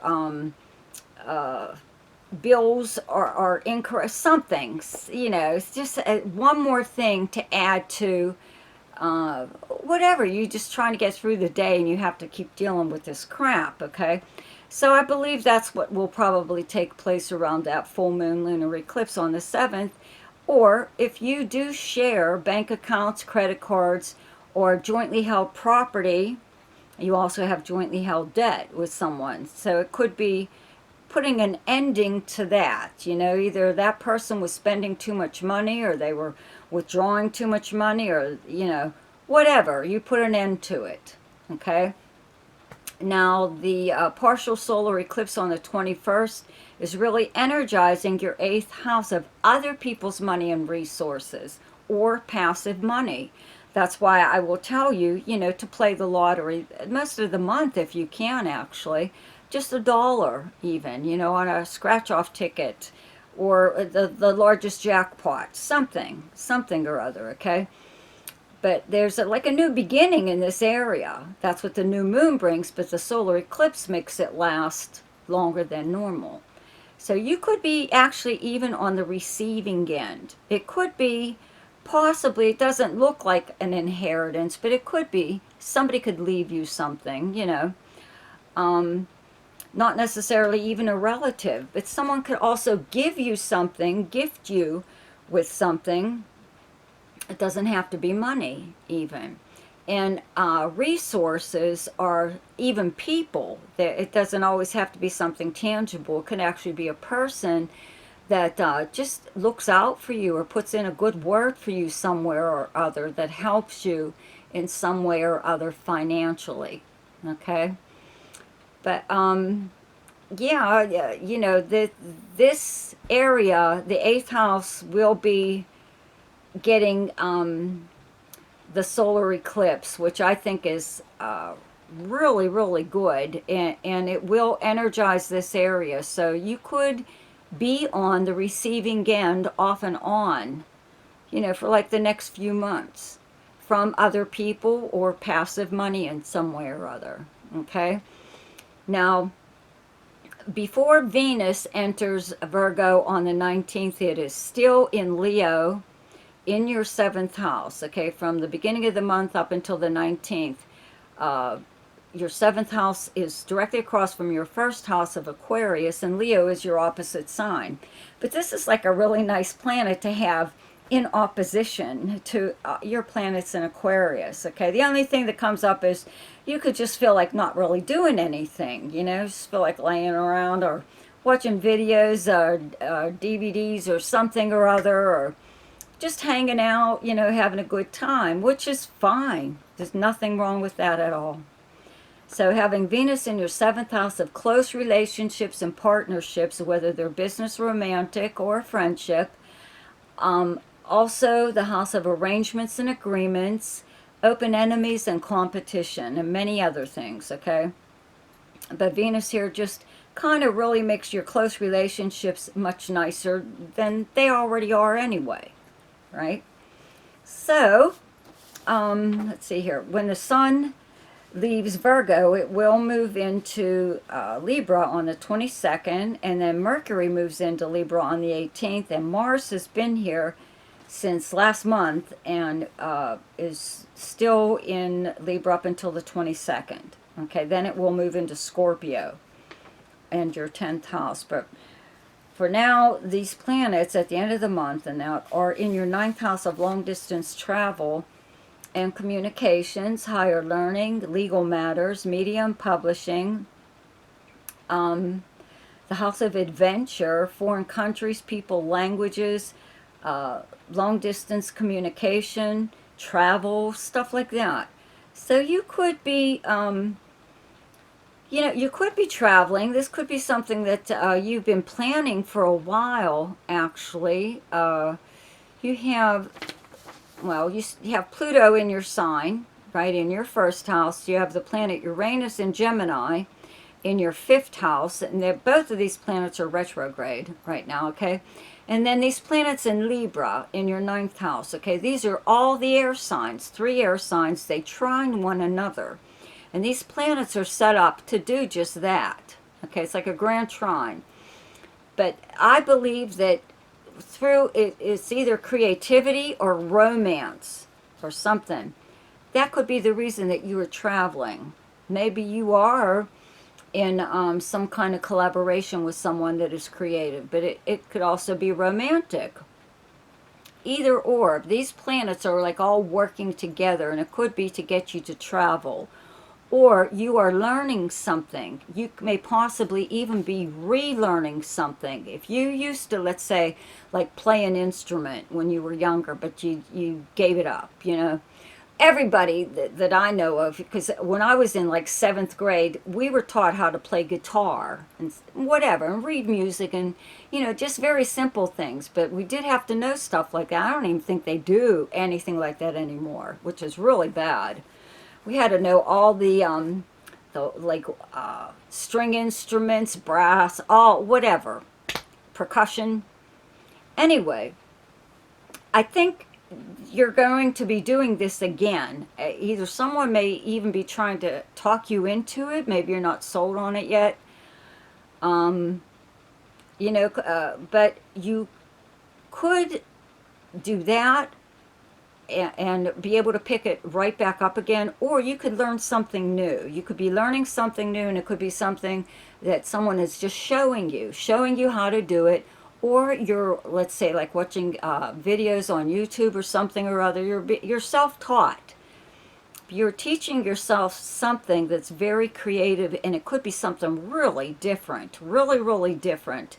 And because you have Pluto in your sign, you're kind of like in a position to influence large groups of people somewhere down the line. Even if you don't feel like it, something that you do, even accidentally, may influence a lot of people.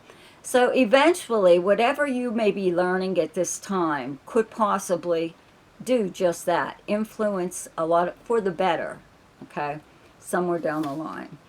Now, Mars moves into Scorpio on the 22nd and your 10th house of your career. Okay, your public persona, how you're known by reputation professionally. And this is basically your career. It is your most public house, and it is how people speak about you and write about you, let's say like on social media. And Mars is very at home here, okay? This is a competitive planet. And if you're in competition with someone for a position, okay, now remember you have Jupiter in your sixth house of the workplace and the kind of work that you do. So it is work related, okay? So it could be something like that. Maybe you are creating something that, with your own two little hands, I would have to say, that is competitive, you know, but you are getting like recognition. In fact, you may even be on the receiving end of some kind of an award. With Mars here, you're being recognized. Even if it's just to say you're a good worker, you know, or you put out quality stuff, whatever. Okay? So the best time to do something each month is when the moon is in your own sign, and the moon is in Aquarius on the 4th, 5th, and 6th. The best time to lay low is when the moon is in your opposite sign, and your opposite sign is Leo. And those dates are the 17th, 18th, and 19th. The best time for romance, recreation, creativity, fun, gambling, or speculation, and anything to do with children is the 1st, 12th, 13th, 14th, 26th, 27th, and 28th. The best time for money is the 6th, 7th, 8th, 19th, 20th, and 21st. The best time for your career is the 24th, 25th, and 26th. And the best time for communication and travel is the 8th, 9th, 10th, 21st, 22nd, and 23rd. So I hope you enjoyed your forecast for September. Be sure to check out my weekly forecasts, which are now daily shorts. See ya! Hi Pisces, welcome to your September 2025 astrological forecast. As you know, Virgo is your opposite sign. Okay, so this time of year, every sign has a high point to the year and a low point to the year. Okay, the high point is when planets are in your own sign, and the lower point is when planets are in your opposite sign, which is now, when planets are in Virgo. And what that means is there's always a best time to do something and another time to just hold off. Okay, there's a tug of war between whatever planets you have in Pisces against whatever planets are currently in Virgo right now. It's especially the sun. Okay, the sun oppose sun. Okay, and what happens is you just feel a little bit depleted, like your energy's being, you know, sucked out of you a little bit. But it's not usually that noticeable. But what is noticeable is the fact that a lot of times this time of year you decide to hold off on doing something because it's intuitive. You already know there's a better time to do whatever this is, right? So this is like that, okay? Especially with the eclipses going on within your sign and Virgos. Okay, there's a full moon lunar eclipse in your sign on, what is it, the 7th? Let me get my thing. Okay, and a partial solar eclipse in Virgo on the 21st. Okay, so up until that point, okay, the news is Saturn has retrograded back into Pisces, so it's going to finish up its transit in your sign and then fully move into Aries at the beginning of next year. Okay, so you won't have to deal with it for, like, I believe it's 28 years that it takes to get around. It's about 2.5 to 3 years in each zodiac sign. Okay, so it's a while, let's put it that way. So you won't be dealing with this. Also, Neptune is still in Aries right now. It's going to fall back into your sign again, so it can finish its transit there. Then it will fully move into Aries. So you won't have any planets, major planets in your sign, you know, for a while, which is like a pretty big deal, you know, because you've been transited for a while now, especially with Neptune. But it is your ruling planet, so not, you know, it's a good thing that it was in your sign. It does well when it's in your sign. But anyways, so Saturn is retrograde in your first house of personality and self, and it's almost in a way giving you, retrograde planets do give you the opportunity to review whatever progress you've made up until this point. and also to change your mind. Okay, so it's almost like it's a really good opportunity, really good time to change whatever it was that you wanted to change, even though, you know, all this other stuff is going on at this time. Okay, the eclipses, the effects of eclipses usually last a lot longer than they normally would. Okay, I'm not going to say how long because it really depends on your own individual chart. But a full moon period is to get a problem to rise. It rises to the surface because it can't be ignored any longer. It has to be dealt with so you never have to worry about it again.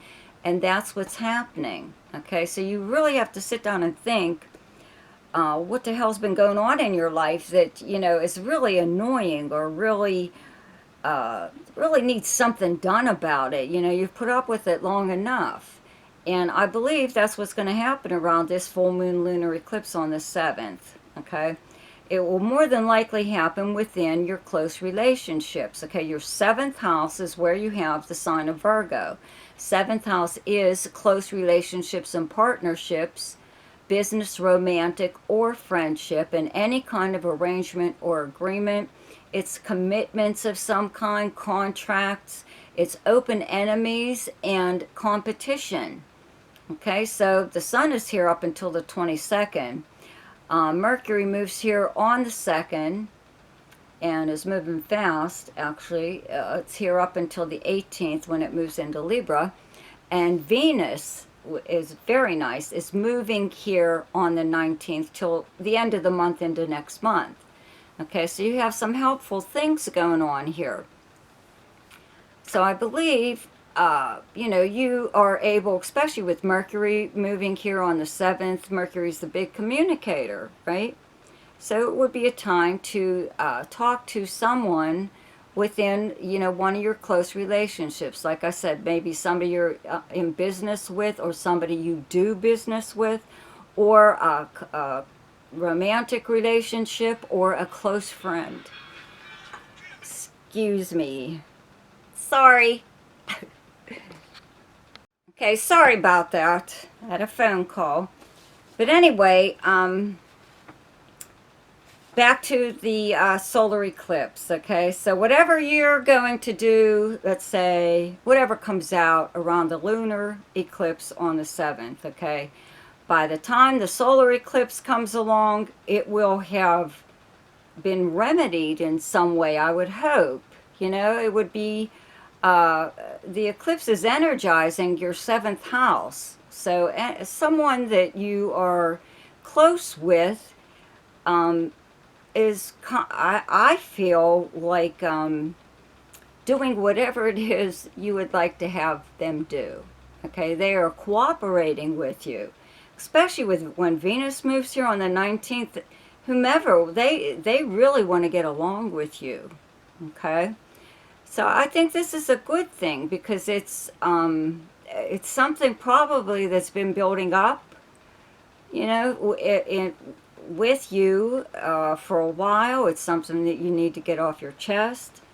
I do have to mention that there is that Jupiter is in Cancer in your 5th house of fun, creativity, romance, gambling, speculation, all forms of entertainment, games and sports, and anything to do with children. Okay, so this is a really nice placement. You know, it could have something to do with as far as romance goes, or something that you and a friend do for entertainment. Something as minor as that, you know. And if you are in business with someone, or in some kind of creative collaboration, could be something, you know, going on there. So that would be the time to say something around that full moon, because by the time the solar eclipse comes along, I believe it will be settled and it'll be fine. And whatever happens around that solar eclipse is something good, something really good. Okay, you know, kind of permanent, whatever. Do have to mention Venus is still in Leo up until the 19th, and your 6th house of the workplace, the kind of work that you do, your co-workers, your work schedule. It's also the house of health and your house of service to others. So also with Jupiter being in Cancer since, I believe it was May or June. I think June. Yeah. Not too long, but still, and the 5th house being the house of fun and parties and all that, you may have been making up for lost time, okay, with Jupiter in your 5th house and now Venus in your 6th house, kind of makes you attracted to sweets and all kinds of food, and overdoing it in some way, even like drinking, alcohol, partying in some way. So, but it's not nothing, to be too upset about or concerned about. It does bring very nice relationships, though, between you and your co-workers, very cordial, and there could even be things going on in the workplace that are like actually fun to do, okay? Even if you don't work, or you're retired or something or other, okay? You still have nice relationships with people that could even be someone you used to work with, okay? So then, okay, let's see here. Mercury is moving very fast, okay? It's in Virgo from the 2nd till the 18th. Then it moves into Libra and your 8th house. Then the Sun moves into Libra on the 22nd. And Mars is still here up until the 22nd, okay? It leaves on that day that the Sun moves here, and it moves into Scorpio. Okay, I'll get to that in a minute. Anyway, 8th house is a money house. It's other people's money and resources. Okay, it's also jointly held property and jointly held debt. This is where your bank accounts are, or any kind of financial institution.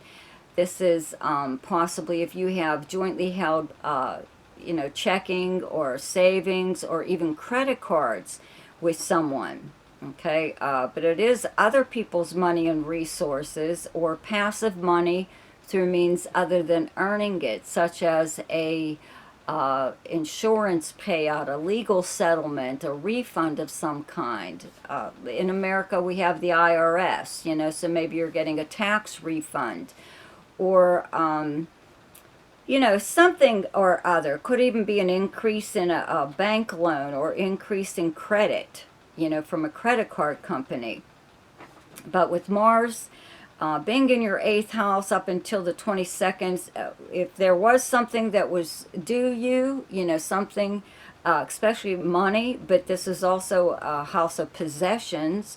So if someone had something of yours, maybe they borrowed it and you've asked for it back and repeatedly, and they just never gave it back to you, you more than likely have gotten it back since then because you didn't let up. Okay, with Mars in your 8th house, you're going after what's yours, especially money. Okay, now when Mars moves into Scorpio on the 22nd, it falls in your 9th house of long distance travel and communications, the house of adventure.